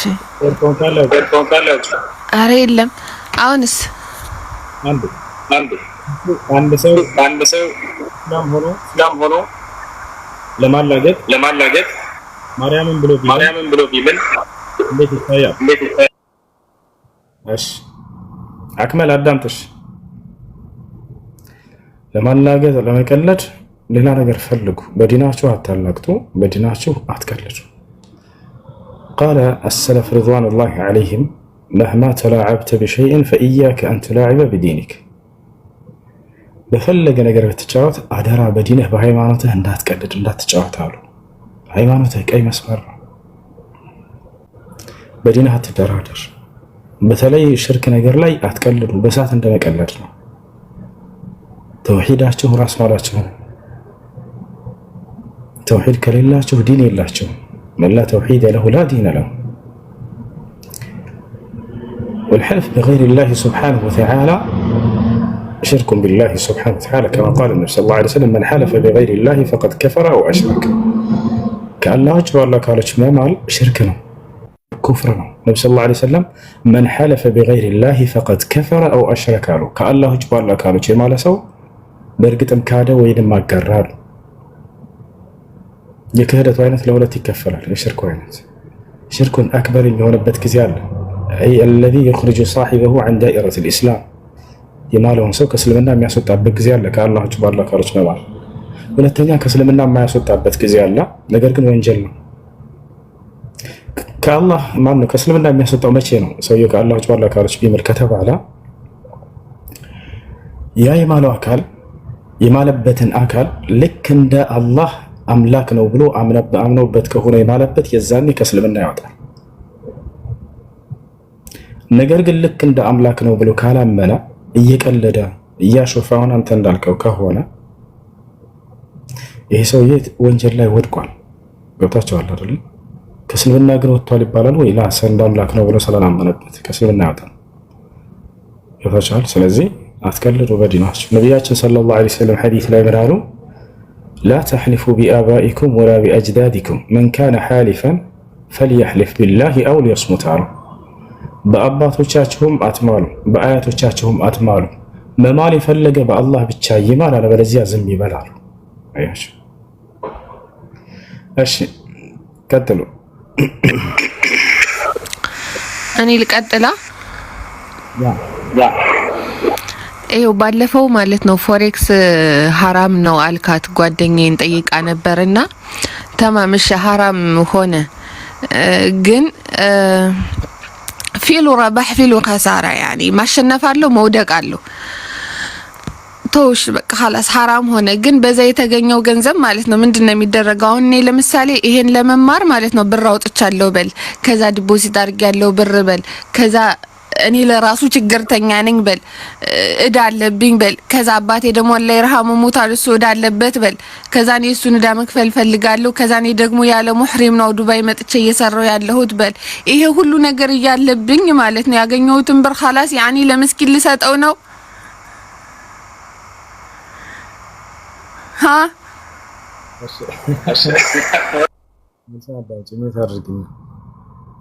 እሺ ስለ ፎሬክስ ዑለሞች ተጠይቀው ሐራም ነው ብለዋል። ከዚህ በፊት ፈትዋቸውን አውጥቻ ሳይቻቸዋለሁ። እሺ እንዳጠቃላይ በሐራም ከተገኘ ገንዘብ ያን ገንዘብ ምንድነው መደረግ ያለበት እንደ እስላም ከተባለ قال الامام العلامه صالح الفوزان حفظه الله تعالى يتصدق به للفقراء ሼክ ሷሊህ አልፈውዛን በዚህ ጉዳይ ተጠየቁ። ከሐራም ምንጭ የተገኘን ገንዘብ ምን እናድርገው ሲባሉ ጊዜ ያ ሰው እንዳይበላው ይልቁንስ ለድሃዎች አሳልፈው ይስጣሉ። ድሃ ከሆነ ያሰው ለራሱ ያን ገንዘብ በሚሰጥ ጊዜ ለድሃዎች ይሰጣለሁ ብለው አወጣለሁ ቢል መልሶ እሱ ድህነት ላይ የሚወድቅ ከሆነ ሰው እጅ ላይ መልሶ የሚወድቅ ከሆነ በዚህ ጊዜ እስከተባለ ነቢያችን ሰለላሁ ዐለይሂ ወሰለም የተናገሩት ነገር ወደዛ ሐዲስ ላይ እመጣላችኋለሁ። ምን ያደርገዋል ባጭሩ? ይሄ ሰው ድሃ የሚሆን ከሆነ መልሶ እዛው ራሱ ተውበት አድርጎ ወደ አላህ ሱብሓነሁ ወተዓላ ያን ገንዘብ ይጠቀማል። ከማንም በላይ ሰደቃ የሚገባው ድሃ ከሆነ ሰውየው ለራሱና ለቤተሰቡ ነውና ነቢያችን ሰለላሁ ዐለይሂ ወሰለም ወብደእ ቢመን ተዑል አሉ። ሰደቃ ስታደርግ ጊዜ ከምትቀልባቸው ከቤተሰቦች ይጀምራሉ። አያችሁ። ስለዚህ ከራስ ይጀምራል። ድሃ ከሆናችሁ ቤተሰቦች ድሃ ከሆነ ወደ አላህ ተውበት አድርገሽ ያን ገንዘብ ትጠቀማላችሁ። ሻምበል የሚለውን ሜት አታድርጉት። እሺ ክርስቲያኖች መጠየቅ ከፈለጋችሁ ጥያቄ ገብታችሁ ጠይቁ፣ ችግር የለውም። የሰማችሁትን ሁሉ ስለ ኢስላም መጠየቅ ትችላላችሁ። ነፃ ሆናችሁ ጸጥ ብያችሁ አዳምጣችሁ እስክትጨርሱ፣ ከዛ በኋላ መልሱን ታዳምጣላችሁ ጸጥ ብላችሁ። እዛቻ እሺ ሻምበል ገብተህ መጠየቅ ትችላለህ። ጥያቄ አለ እና ስለዚህ ነው መጠቀም ይችላል። لا اصبر ተመለሰልሽ እኮ يعني خلاص እንስተخدمه ተመለሰልሽ። ሁለተኛ ጥያቄ አለኝ።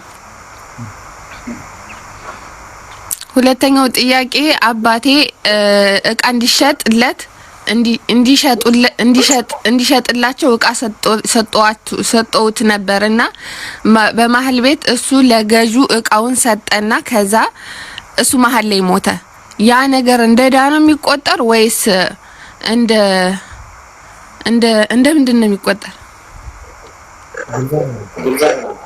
ያኒ የሆነ ሰውዬ እኔ መሰላን ለሁሱ እቃ እንድትሸጥልኝ ሰጠሁን ላ ሰማህላ በመስሉ በኔ ልመስለውና አንተ ለኔ እቃ ሰጣኸኝ እንድሸጥልክና እኔ ደግሞ ለገዢው እቃውን ሰጠሁትና ከዛ እኔ መሀል ላይ ሞትኩ خلاص ያን ያ ነገር ለኔ እንደ ዕዳ ነው የሚቆጠረው ወይስ خلاص ያን ያኛው ሰው ወስዶታል ያኛው ሰው ነው ሐቁ የሚጠይቅ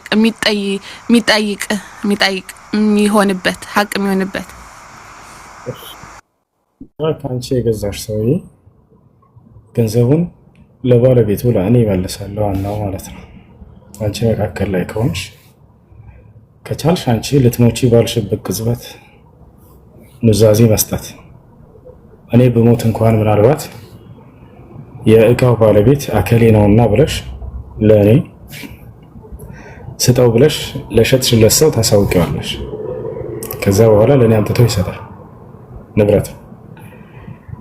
አንቺ ሳትናገሪስ በዛው ብትሞች የአንቺ ቤተሰቦች ይህን ጉዳይ የሚያውቁ ካሉ ገንዘቡን ከዛ ከሸጥሽለት ሰው ይቀበሉና ለባለቤቱ ሐቁን ያደርሳሉ። ነቢያችን ሰለላሁ ዐለይሂ ወሰለም የታመናችሁበትን አማና ለባለቤቶቹ መልሱ ብሏል። አላህ በቁርአን ላይ ይናገራል። ኢነላሃ የእሙሩኩም አን ቱአዱል አማናቲ ኢላ አህሊሃ፣ አምላካችሁ አላህ አማናን ወደ ባለቤቶቹ እንድትመልሱ ያዛችኋል ይላል። ስለዚህ እንደዛ ነው የሚደረገው። እሺ ጀዛከላ ኸይር። አንድ የመጨረሻ ጥያቄ። በስንት መከራ ነው ይሄን ገዝት ያገኘሁትና በስ ይችን ብቻ እኔ ከወንድሜ ጋር ተጣልቻለሁና አላህ ይህዲ ብሬን ወስዶብኛልና እኔ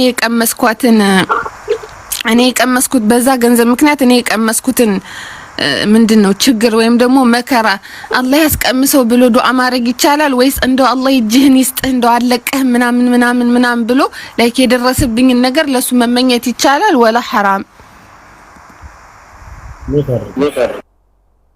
አላህ ያስተካክልህ ወንድሜዋ ብሎ ዱዓ ማድረግ ነው የሚቻለው። አንድ ሰው ኃጢአት እናንተን በድሎ ካያችሁ ገስጹት። ያንስ አላህ ለእናንተ የተሻለ እንዲሰጣችሁ ሰብሮ ብታደርጉ የተሻለ ነው። ነብዩ ሰለላሁ ዐለይሂ ወሰለም መን ተረከ ሊላሂ ሸይአን ዐወደሁ ላሁ ኸይረን ሚንሁ አሉ።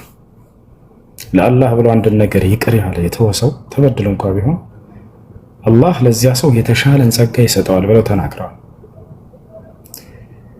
ያ ሰው ዳግም በሌሎች ላይ ይህን በደል እንዳያደርግ ገስጹት። ወንድሜ በእኔ ላይ የሰራኸውን ነገር በሌላ ሰው ላይ አታድርገው፣ ካደረግከውም ስህተት በእኔ ላይ ወደ አላህ ንስሐ አድርግ፣ ተውበት አድርግ ብለሽ መገሰጹ የተሻለ ነው።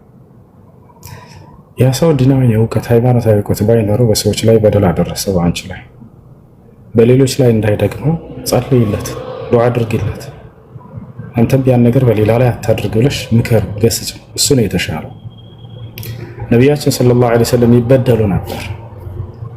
ለእነዚያ ሰዎች ይቅር ባይ ነበሩ። እናታችን አይሻ ተጠየቀች። ሱኢለት ኡሙል ሙእሚኒን አይሻ ረዲየላሁ ዐንሃ عن صفات رسول الله صلى الله عليه وسلم فقالت ما كان النبي صلى الله عليه وسلم يرد السيئة بالسيئة ولكن كان يعفو ويصفح.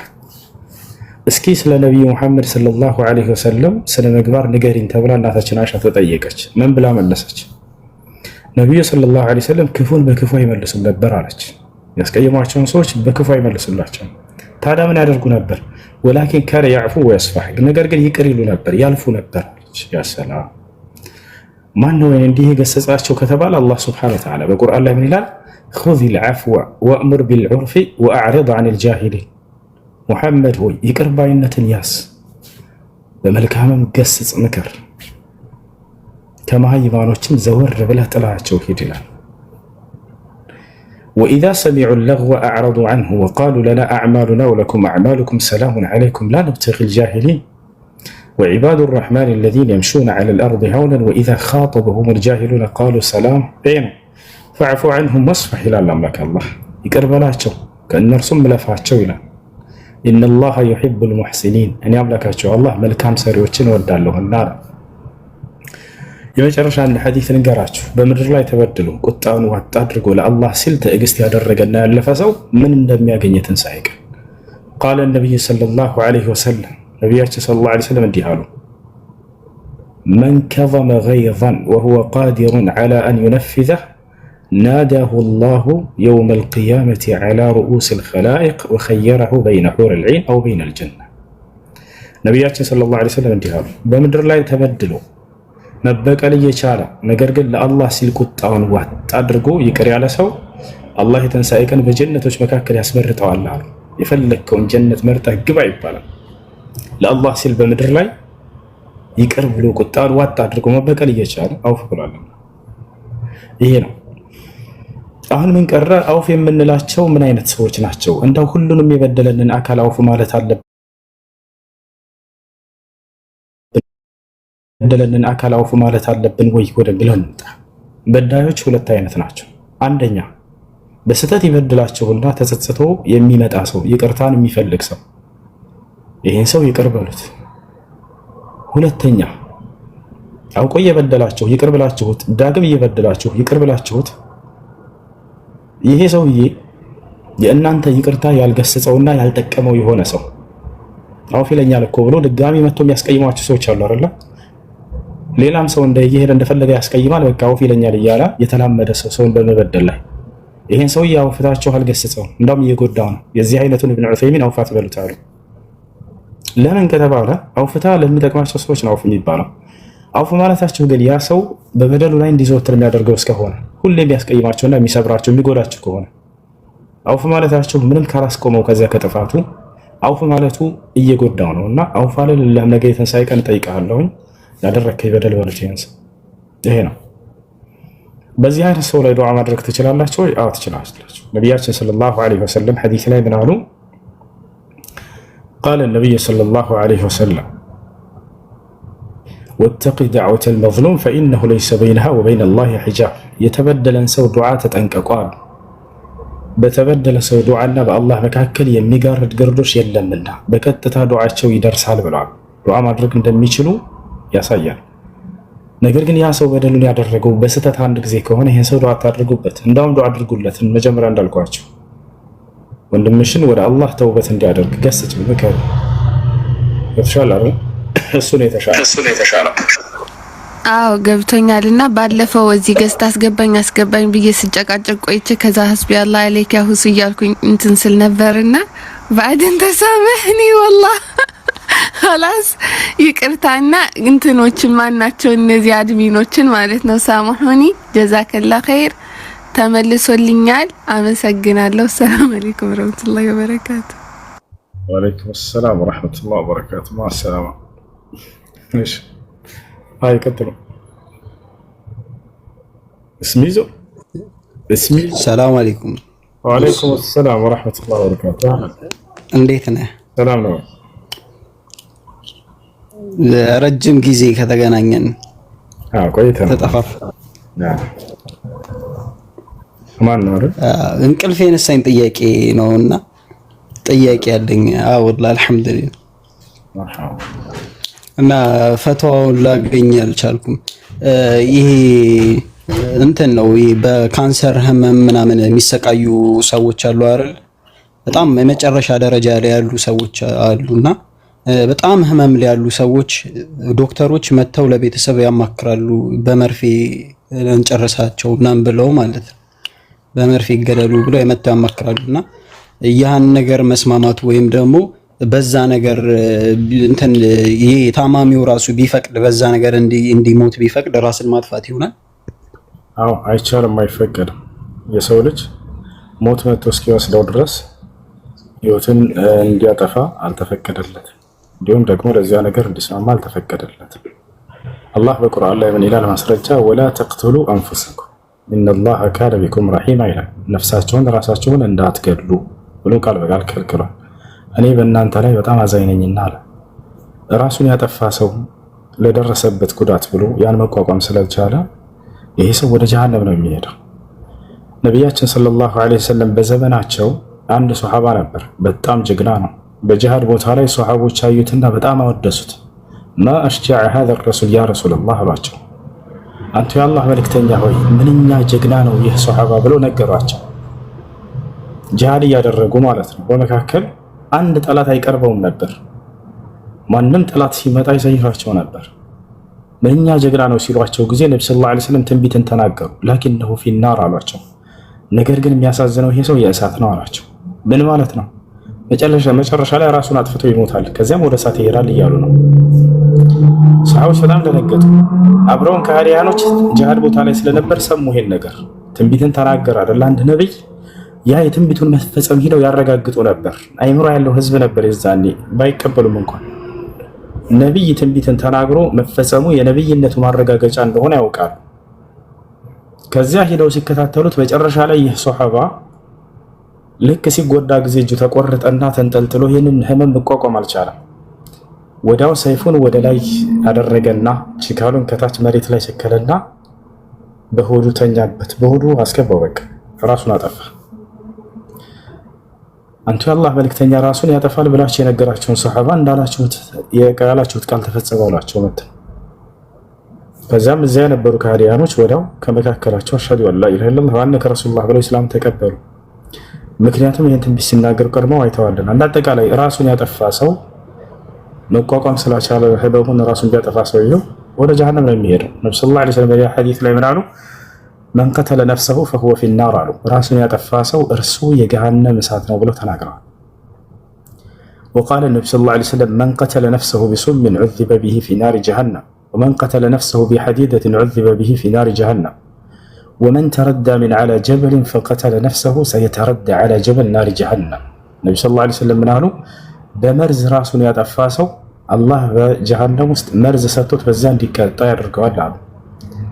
ሰውነቱን የሚቆራርጥ መርዝ ይሰጠዋል። ነገ ወልቂያው ጀሃነም ውስጥ እየተቀጣ በዚያ ራሱን እንዲጎዳ ይደረጋል።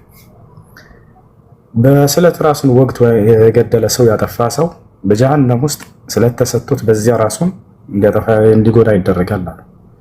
በተራራ ላይ ራሱን አንከባሎ ያጠፋ ሰው ራሱን ነፍሱን የገደለ ሰው ነገ የትንሣኤ ቀን በጀሃነም ተራራ ላይ እንዲንከባለል ይደረጋል አሉ። ለምንድን ነው አላህ ሱብሓነሁ ወተዓላ ራስን ያጠፋን ሰው ጀሃነም ያደረገው? ዋጋው በጣም ስለሚያዝንልን በጣም ስለሚወደን ነው። ለዚህ ነው ወላ ተቅቱሉ አንፉሰኩም ካለ በኋላ ኢነላህ ካነ ቢኩም ረሒም አለ። ራሳችሁን አትግደሉ ካለ በኋላ እኔ በእናንተ ላይ በጣም አዝንላችኋለሁና እያለ ተናገረ። በሌላ ቦታ ላይ አምላክ አላህ ሱብሓነሁ ወተዓላ በሱረቱል በቀራ ላይ ምን አለ? ወላ ተልቁ ቢአይዲኩም ኢለ ተህሉካ ወአሕሲኑ ኢነላህ ዩሒቡል ሙሕሲኒን አለ። በራሳችሁ እጅ ነፍሳችሁን ወደ ጥፋት አትጣሏት፣ መልካምን አድርጉ ስለ ነፍሳቸው እኔ መልካም ሰሪዎችን ወዳለሁኝና አለ ማለት ነው። ይሄን ይመስላል። እንደአጠቃላይ በዚህ ነገር መስማማት አይፈቀድላቸውም። እስከ ህይወታቸው ፍጻሜ ድረስ ሶብር አድርጎ ሰውየው መታገስ ነው ያለበት። በካንሰር ቢሞት ሰውየው ሸሂድ ነው። ምክንያቱም በሆዱ ላይ ማንኛውም በሽታ ሆዱ ላይ ካንሰር ማንኛውም ሊሆን ይችላል። በሆድ ህመም ምክንያት የሞተ ሰው በጥቅሉ ሸሂድ እንደሆነ ነብዩ ሰለላሁ ዐለይሂ ወሰለም ተናግረዋል። ያን እንዳያገኛል ነቢያችን ሰለላሁ ዐለይሂ ወሰለም ሐዲስ ላይ ምን አሉ? አሹሃዳኡ ኸምሳ ሸሂዶች ሰማዕታቶች 5 ናቸው አሉ። አልሐሪቅ ወልገሪቅ ወልመህዱም ወልመጥዑም ወልመብጡን ወልሙጃሂዱ ፊ ሰቢልላህ። ሰማዕታቶች እነዚህ ናቸው ብለው ተናገሩ። ሸሂዶች ናቸው። በእነዚህ አሁን በምገልጽላችሁ አሟሟት የሞቱ ሰዎች ሸሂድ ናቸው። ምንዳቸው የሸሂዶች ነው። በጣም ታላቅ ምንዳ አላቸው። ሰማዕታት ይባላሉ። አንደኛ አልሐሪቅ ተቃጥሎ የሞተ ሰው በእሳት አደጋ ራሱን ያቃጠለ ሰው እሱን አይመለከትም። እሱ የጀሃነም ይሄዳታል። ነገር ግን የሆነ ቦታ እየሰራ እያለ ሊሆን ይችላል ወይ የሆኑ ሰዎች እንቅልፉን ተኝተው ሰውየው እሳት አደጋ አስነሱና ሳያስበው ተቃጠለ። ሰው ነፍሱን ማትረፍ አልቻለም። ተቃጥሎ በእሳት አደጋ ሞተ በጥቅሉ። ወይ መኪና እየነዳ እያለ በእሳት ተቃጥሎ ሊሆን ይችላል ሰውየው ሳያስበው። እንዳጠቃላይ ተቃጥሎ የሞተ ሰው ሸሂድ ነው። ሁለተኛ አልገሪቅ በውሃ ሰምጦ የሞተ ሰው ራሱን ገብቶ ያሰምጠን ሰው አይመለከትም። ነገር ግን እየዋኘ እያለ ሊሆን ይችላል ሳያስበው፣ ወይንም ደግሞ በጀልባ በመርከብ እየተጓዘ ሊሆን ይችላል። የሆነ ማዕበል መጣና ገለበጣቸው፣ ሞቱ። እነዚህ ሰዎች ምንድናቸው? ሸሂዶች ናቸው፣ ሰማዕታቶች ናቸው። ሶስተኛ አልመብጡን በሆድ ህመም ምክንያት የሞተ። ሆድ ህመም ሲባል ጊዜ ኩላሊት ሊሆን ይችላል፣ ጉበት ሊሆን ይችላል፣ ሳምባ ሊሆን ይችላል፣ ሆድ ውስጥ በተፈጠረ ካንሰር ሊሆን ይችላል። በማንኛውም በሆድ ውስጥ በተፈጠረ ህመም ሁሉ የሞተ ሸሂድ ነው። እርጉዝ ሴቶች በእርግዝና ቢሞቱ ከነዚህ ይካተታሉ፣ ሸሂዶች ናቸው። በሌላ ሐዲስ ላይ ኻስ በእርግዝና ምክንያት የሞተች ሴት ነብዩ ሰለላሁ ዐለይሂ ወሰለም ሸሂድ እንደሆነች ልዩ አድርገው ለእርሷ ሐዲስ ተናግረውላታል። በምጥ ምክንያት ብትሞት ሴት ልጅ ሸሂድ ነች፣ ከሰማዕታቶች ነች። ሌላኛው ማን ነው? አልመህዱም። መህዱም ማለት የሆነ ነገር ተደርብሶበት የሞተ ሰው፣ ቤት ሊሆን ይችላል፣ ተደርብሶበት ሞተ። በመኪና አደጋ የሞተ ሰው ከዚህ እንደሚጠቃለል ታላቁ ዓሊም ሼክ አብዱልዓዚዝ ብን ባዝ ረሂመሁላህ ተዓላ ተናግረዋል። በመኪና አደጋ ተገልብጦ ሊሆን ይችላል፣ ተጋጭቶ ሊሆን ይችላል፣ መኪና ተጭኖት ሊሆን ይችላል፣ የሆነ ዛፍ ተጭኖት ሊሆን ይችላል። ድንጋይ መጥቶ ከላይ አናቱን አለውና ተደርብሶበት ያ ሞተ። ይህ ሰውዬ ከሸሂዶች ነው። ሌላው ማን ነው? አልመጥዑን። መጥዑን ማለት በወረርሽኝ ህመም የሞተ ሰው ልክ እንደ ኮሮና ምናምን የሆነ ተላላፊ የሆነ በሽታ ቤቱ በሰላም በተቀመጠበት በሰላም እየተጓዘ እያለ የሆነ ተላላፊ በሽታ መጣና አጠቃው፣ ሞተ። ይህ ሰው ከሸሂዶች ነው። ሌላኛውና የመጨረሻው ታላቁ የሸሂድ አይነት ምንድን ነው? አልሙጃሂዱ ፊ ሰቢልላህ በአላህ መንገድ ላይ ጂሃድ እያደረገ ትግል እያደረገ ሳለ የተሰዋ ሰው እሱ ትልቁ የሸሂድ አይነት ነው። እና እነዚህ ናቸው። እና የሰው ሰብር አድርጎ በህመሙ ላይ ቢጸና የተሻለ ነው። ራሱን ቢያጠፋ ወደ ጀሃነም ነው የሚሄደው። ቢታገስ ግን የሸሂዶችን ምንዳ ያገኛል። ይሄን ያስላሰለ ሹክራን ጀዛከላህ مرحبا ماشي ايوه تمام. السلام عليكم. عليكم السلام ورحمة الله. الحمد لله. እሺ እንትን የሆነ ካፊር ቤት ዛሬ ማለት ነው ሱረቱል አንቢያ 9ኛውን አያ እንትን እያሉበት ነበርና እስኪ ተፍሲሩን ታብራራልኝ ብዬ ነው። ያለሽ ምንድነው ወስና አይ ሙሉን ብታብራራልኝ ተፍሲሩን ፈልጌው ነው። እሺ ሱረቱል አንቢያ 91ኛው አያ ሱረቱል አንቢያ 91ኛው አያ ተፍሲር እየተማርሽ ነበር ከነሱ ጋር ከተገርመኛለች መስሎኝ አይደለም። ዝም ብዬ ስክሮል እያደረኩኝ እንትን ስል እንደዚህ እያነጻጸሩ ያልሆነ ነገር በመርየም ላይ ሲቀጥፉ ስለሰማሁ ለማጥራት ለሌሎችም እንደዚህ እንዲማሩበት በሚለው ነው እንጂ አዳምጪሽ والتي احصنت فرجها فنفخنا فيها من روحنا وجعلناها وابنها آية للعالمين ያችንም ብልቷን የጠበቀችውን በእርሷም ላይ ከመንፈሳችን የነፋንባት ወይንም የዘራንባት እርሷንም ልጇንም እንደዚሁ ለዓለማት ተአምር ያደረግን መርየምን አስታውስ ይላል። እሺ ይሄ ቁርአን አንቀጽ መርየም አለይሃ ሰላምን ክብሯን የጠበቀላት የሆነ አንቀጽ ነው። ለመርየም አለይሃ ሰላም በዝሙት ስለተወረፈች ክብሯን የጠበቀላት አንድ አንቀጽ መጽሐፍ ቅዱስ ላይ ማምጣት አይችልም። ኢየሱስ ክርስቶስ እናቴ በዝሙት ሳይሆን በተአምራዊ መንገድ ነው የወለደችኝ ብሎ መከላከል አልቻለም። እንደ መጽሐፍ ቅዱስ ልብ በሉ። ማን ነው ክብሯን የጠበቀላት በዝሙት በመወረፏ ከተባለ ቁርአን ነው። ወላሂ ለአዚም አይምሮ ያለው ክርስቲያን ቢኖር የማርያምን በዚህ ወንጀላ የተወነጀለችበትን ከአይሁዲዎች የተከላከለላቸው ይህንን ቁርአንን ባመሰገኑት ነበር። ምክንያቱም ዲፋዕ ያደረገላት በዝሙት ስለተወረፈች አምላካችን አላህ ሱብሓነሁ ወተዓላ ነው። ክብሯን የገለጸላት ይሄ ቁርአን ነው። ብልት የሚለውን ቃል ስላዩ ነው እነዚህ ሰዎች። አንደኛ ፈርጅ የሚለው አማርኛው ላይ ቦታ ላይ ብልት ብሎታል። ፈርጅ ማለት ቀዳዳ ነገር ማለት ነው። በነገራችን ላይ ማንኛውም ክፍተት ነገር ፈርጅ ይባላል። ወማ ለሃ ሚን ፍሩጅ ይላል አላህ ስለ ሰማይ ሲናገር፣ ሰማይን ወደ ሰማይ ቀጥ ብትለህ በታያት ለእርሷ ቀዳዳ የላትም ይላል። ወማ ለሃ ሚን ፍሩጅ ማለት ብልቶች የላትም ሰማይ ማለት ነው አይደለም። ስለዚህ ሁለት ትርጉም አለው ከሰለፎቻችን ዘንድ። አንደኛ ምንድነው ብልቷን ከማመንዘር ጠብቃለች የሚለው ነው። ሁለተኛ ደግሞ ምንድነው ወለቲ አህሰነት ፈርጅሃ ፈነፈኽና ፊሃ ሚን ሩሒና መልአኩ ጅብሪል ዓለይሂ ሰላም መጥቶ ዘራባት የሚባለው ነገር ምንድነው? ፈርጅ የሚለው ይሄ በልቧና ልቧ መካከል ያለው የልብሷን ቀዳዳ ለማለት ነው። ጅብሪል መጥቶ አይ ፊ ጀይቢሃ ብሎ አብዱላህ ብን አባስ ፈስሮታል። ትክክለኛው ተመራጩ ተፍሲር እንደውም እሱ ነው። አብዱላህ ብን አባስ ፈርጅ የሚለውን ጅብሪል ዓለይሂ ሰላም መጥቶ በልብሷ መካከል ሩህን ዘርቶ መሄዱን ነፍቶ መሄዱን ለመግለጽ ነው ብሎ ቃል በቃል ተናግሯል። ይዟቸዋል አይደል? ይሄ ነው እንዳጠቃላይ። ያኛውን ቢሆን ራሱ ብልቷን ከማመንዘር የጠበቀች እያለ ክብሯን የገለጸበት ነው። ይሄ ገብታችኋል አይደል? ይሄንን ለማርያም በዝሙት እንደወለደች መጽሐፍ ቅዱስ ይናገራል ወይ? አይሁዶች ተናግረዋል ወይ? አዎ ተናግረዋል። ነገር ግን የሚከላከልላት አንድ አንቀጽ አለ ወይ? ላ የለም በፍጹም። አይ በዝሙት አልወለደችም የሚል የለም። አላህ ቃል በቃል በቁርአን ላይ ግን ተናግሮላታል። ይፈቻላል ተከላክሎላታል። በፍጹም ይሄን አላደረገችም ብሎ ረድ ያደረገላት አላህ ሱብሓነሁ ወተዓላ ነው። እርሷን እንዳውም በዝሙት ነው የወለደችው በማለታቸው አላህ ረግሟቸዋል አይሁዶች ለእርሷ ክብር ሲል። ይፈቻላል በዝሙት እንደተወለደ መጽሐፍ ቅዱስ ላይ የተነገረበት አይሁዶች ፊት ለፊት ኢየሱስን ተናግረውታል። ሊከላከል እንኳን አልቻሉም። እንደ መጽሐፍ ቅዱስ ማለት ነው። የቱ ጋር ከተባለ አይሁዶች ለኢየሱስ ክርስቶስ ከፊቱ ሲያሽሟጡበት ምን አሉ? እኛ ግን የዝሙት ልጆች አይደለንም ይሉታል። አያቸው አይደል? እኛ ግን አባት አለን እያሉ ይፎክሩበታል። እኛ ግን አባት አለን የዝሙት ልጆች አይደለንም ይሉታል። አንተ የዝሙት ልጅ ነህ እያሉት ነው። ያቻላል አይሁዶች እስካሁን ድረስ የሚያምኑት ነገር ምንድነው? ባንዲራ ምንድነው? ባንዲራ የሚባል አንድ የሮማዊ ንጉስ ማርያምን ተገናኝቷት ነው ኢየሱስ ክርስቶስን የወለደችው በዝሙት ብለው ነው የሚያምኑት። ቪዲዮዎችን ሁሉ ላሳያችሁ ይችላል። ረጅሉን ይቃሉ ለሁ ባንዲራ የተባለ ማን ነው? የሮማዊ ወታደር እሱ ነው ማርያም ጋር ዝሙት ሰርቶ የወለዳት ብለው ነው የሚያምኑት። አንተ የዝሙት ልጅ ነው እያሉ ያናገሩት ነበረ። በጠቃላይ ይህ ነው። እሺ ቀጥሎ ምን አለ? ወጀዐልናሃ ወብነሃ አየተን ሊልዓለሚን አለ። እርሷንም ልጇንም ለዓለማት ድንቅ ተአምር ያደረግኳቸው አለ አምላክ አላህ ሱብሓነሁ ወተዓላ። አያችሁ አይደል? ታዲያ የማንን ክብር የሚገልጽ ነው? ማርያምንና የመሲሁን ክብር የሚገልጽ ነው። በመጽሐፍ ቅዱስ ላይ አንዲት ቦታ ላይ ኢየሱስና ማርያም ራሳቸው ድንቅ ተአምር ናቸው የሚል ቃል አለ ወይ? ላ የለም። እንዳውም የተረገመ ነው ኢየሱስ የሚል ነው ያለው። ገላትያ 3:13 ላይ ጳውሎስ መርግም ነው ኢየሱስ ክርስቶስ እያለ ይናገራል። የተረገመ ነው ይላል።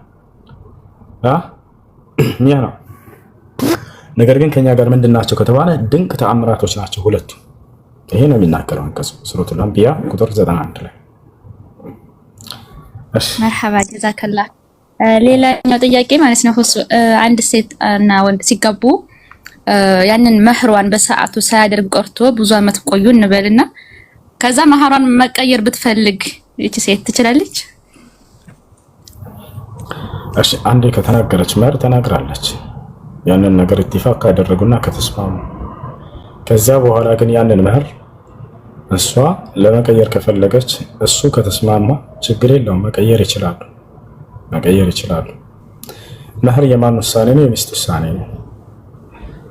የሚስት ውሳኔ ነው። አላህ በቁርአን ላይ ወአቱ ኒሳ ሱዱቃቲሂነ ኒህላ ይላል። ሴቶችን የመህር ስጦታቸውን ከውስጣቸው ደስ ብሏቸው ስጧቸው ብሏል። እሷ ነች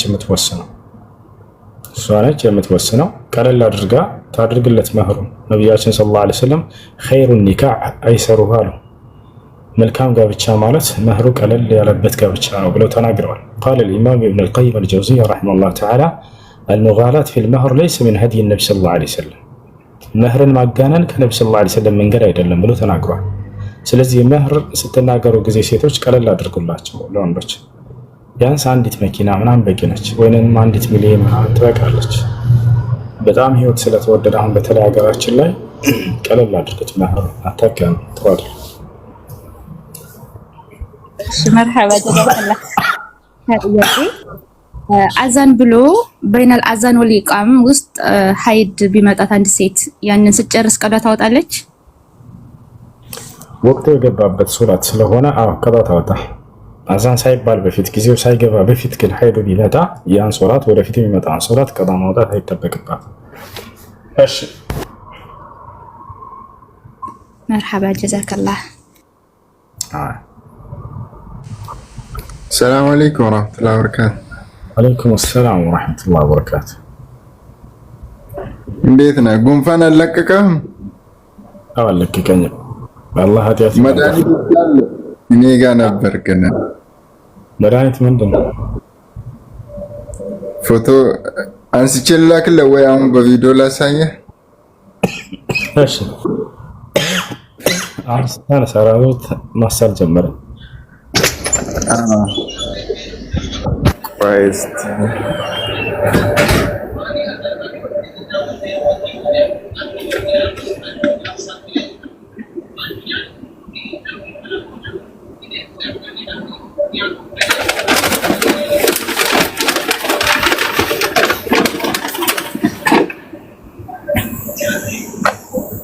ይኸው መድኃኒቱ ይቺ ናት። እሺ ምንድን ነው አለች?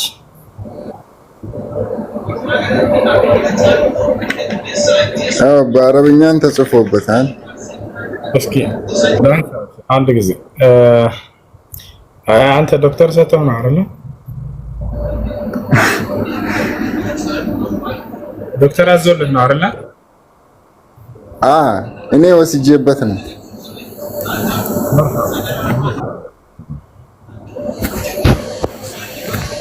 ሽክራን። እሺ አውፈን አንድ ጥያቄ ነበረች። እሺ አንድ ወንድሜ ጓደኛዬ ከክርስቲያን በኩል ነው መሰለኝ ጥያቄው መጣለት። ሴት ልጅ በክርስትና መብላት ይቻላል? የሚል ጥቅስ አለ አለኝ አለ። የት ልጅን መብላት ስጋን እንደዛ አለኝ።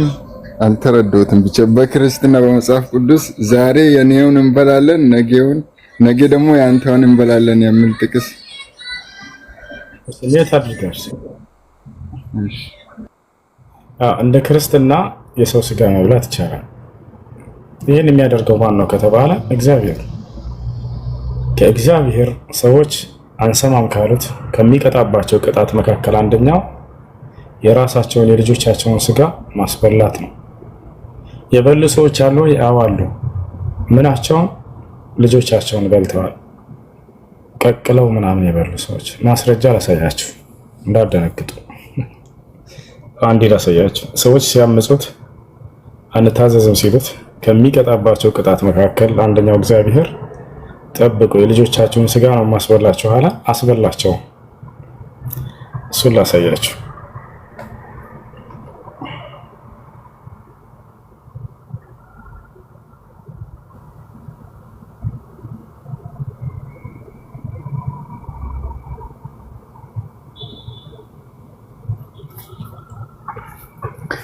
እሺ ያ ይታያችኋል። እግዚአብሔር ምን አለ? እስከዚህም ድረስ ባትሰሙኝ አለ። አንሰማም ካሉት በእንቢተኝነትም ብትሄዱብኝ አለ። እሺ እኔ ደግሞ በቁጣ እሄድባቸው ስለ ኃጢአታቸውም 7 እጥፍ እቀጣችኋለሁ አለ። እንደሚቀጣቸው ተናገረ። ቅጣቱ ምንድን ነው የሚቀጣቸው? የወንዶች ልጆቻችሁንም ስጋ ትበላላችሁ፣ የሴቶች ልጆቻችሁንም ስጋ ትበላላችሁ አላቸው። ያ ሰላም። አንሰማም ካሉት ትእዛዙን ከተበቱበት ትዕቢተኛ ከሆናችሁ አለ እቀጣችኋለሁ አለ። ምንድነው የሚቀጣቸው? የወንዶች ልጆቻችሁን ስጋ ትበላታላችሁ አለ። የሴቶች ልጆቻችሁንም ስጋ ትበላላችሁ አለ። የበሉ አሉ ወይ? አዎ፣ ልብ እናድርገው። ቀቅለው የበሉ ሴቶች አሉ ልጆቻቸውን። ላሳያችሁ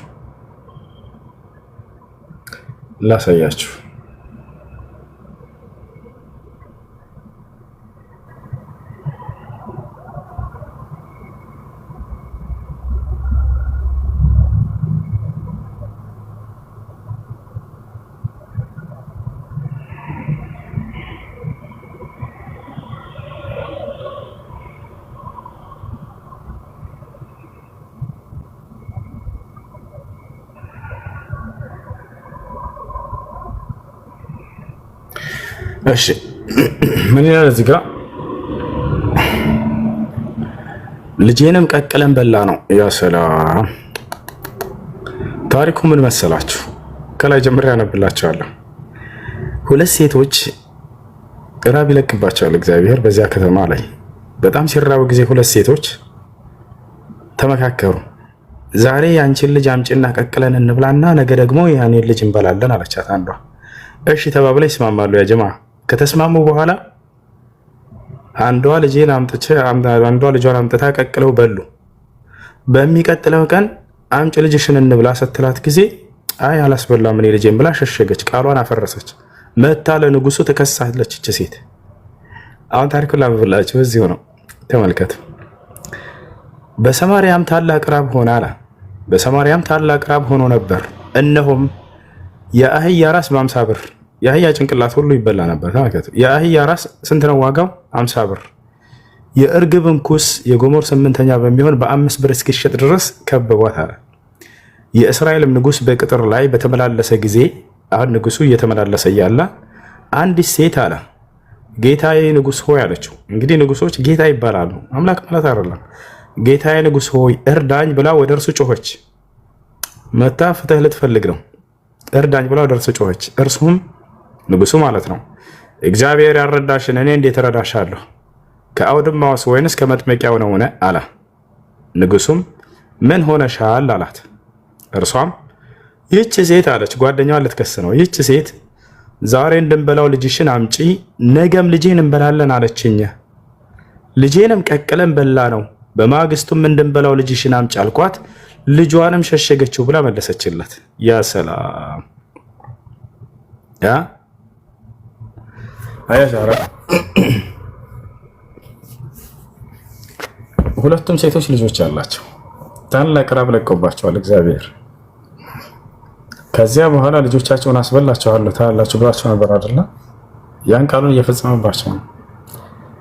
ይራቡና እነዚህ ሰዎች ነይ ዛሬ ልጃችንን ቀቅለን እንብላ፣ ነገ ደግሞ አንቺን ልጅ እንበላለን ተባብለው ተስማምተው አንዷ ልጇን አሳርዳ ከበሉ በኋላ ከጠገቡ በኋላ ነገ በያንቺ ልጅ አምጪ እንብላ ስትላት እኔ ልጅን አላስበላም ዞር በይ ትላታለች።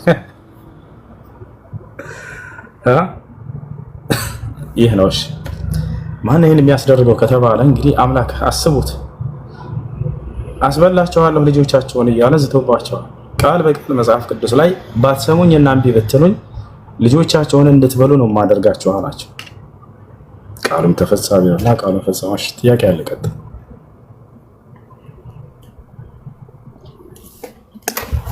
ለመሆኑ ይሄ ነብያቶች አምላክ አድርጎታል ወይ? ላ ወላሂ አላደረገም። መጽሐፍ ተበረዘ እንጂ አምላክ ይሄን አላደረገም።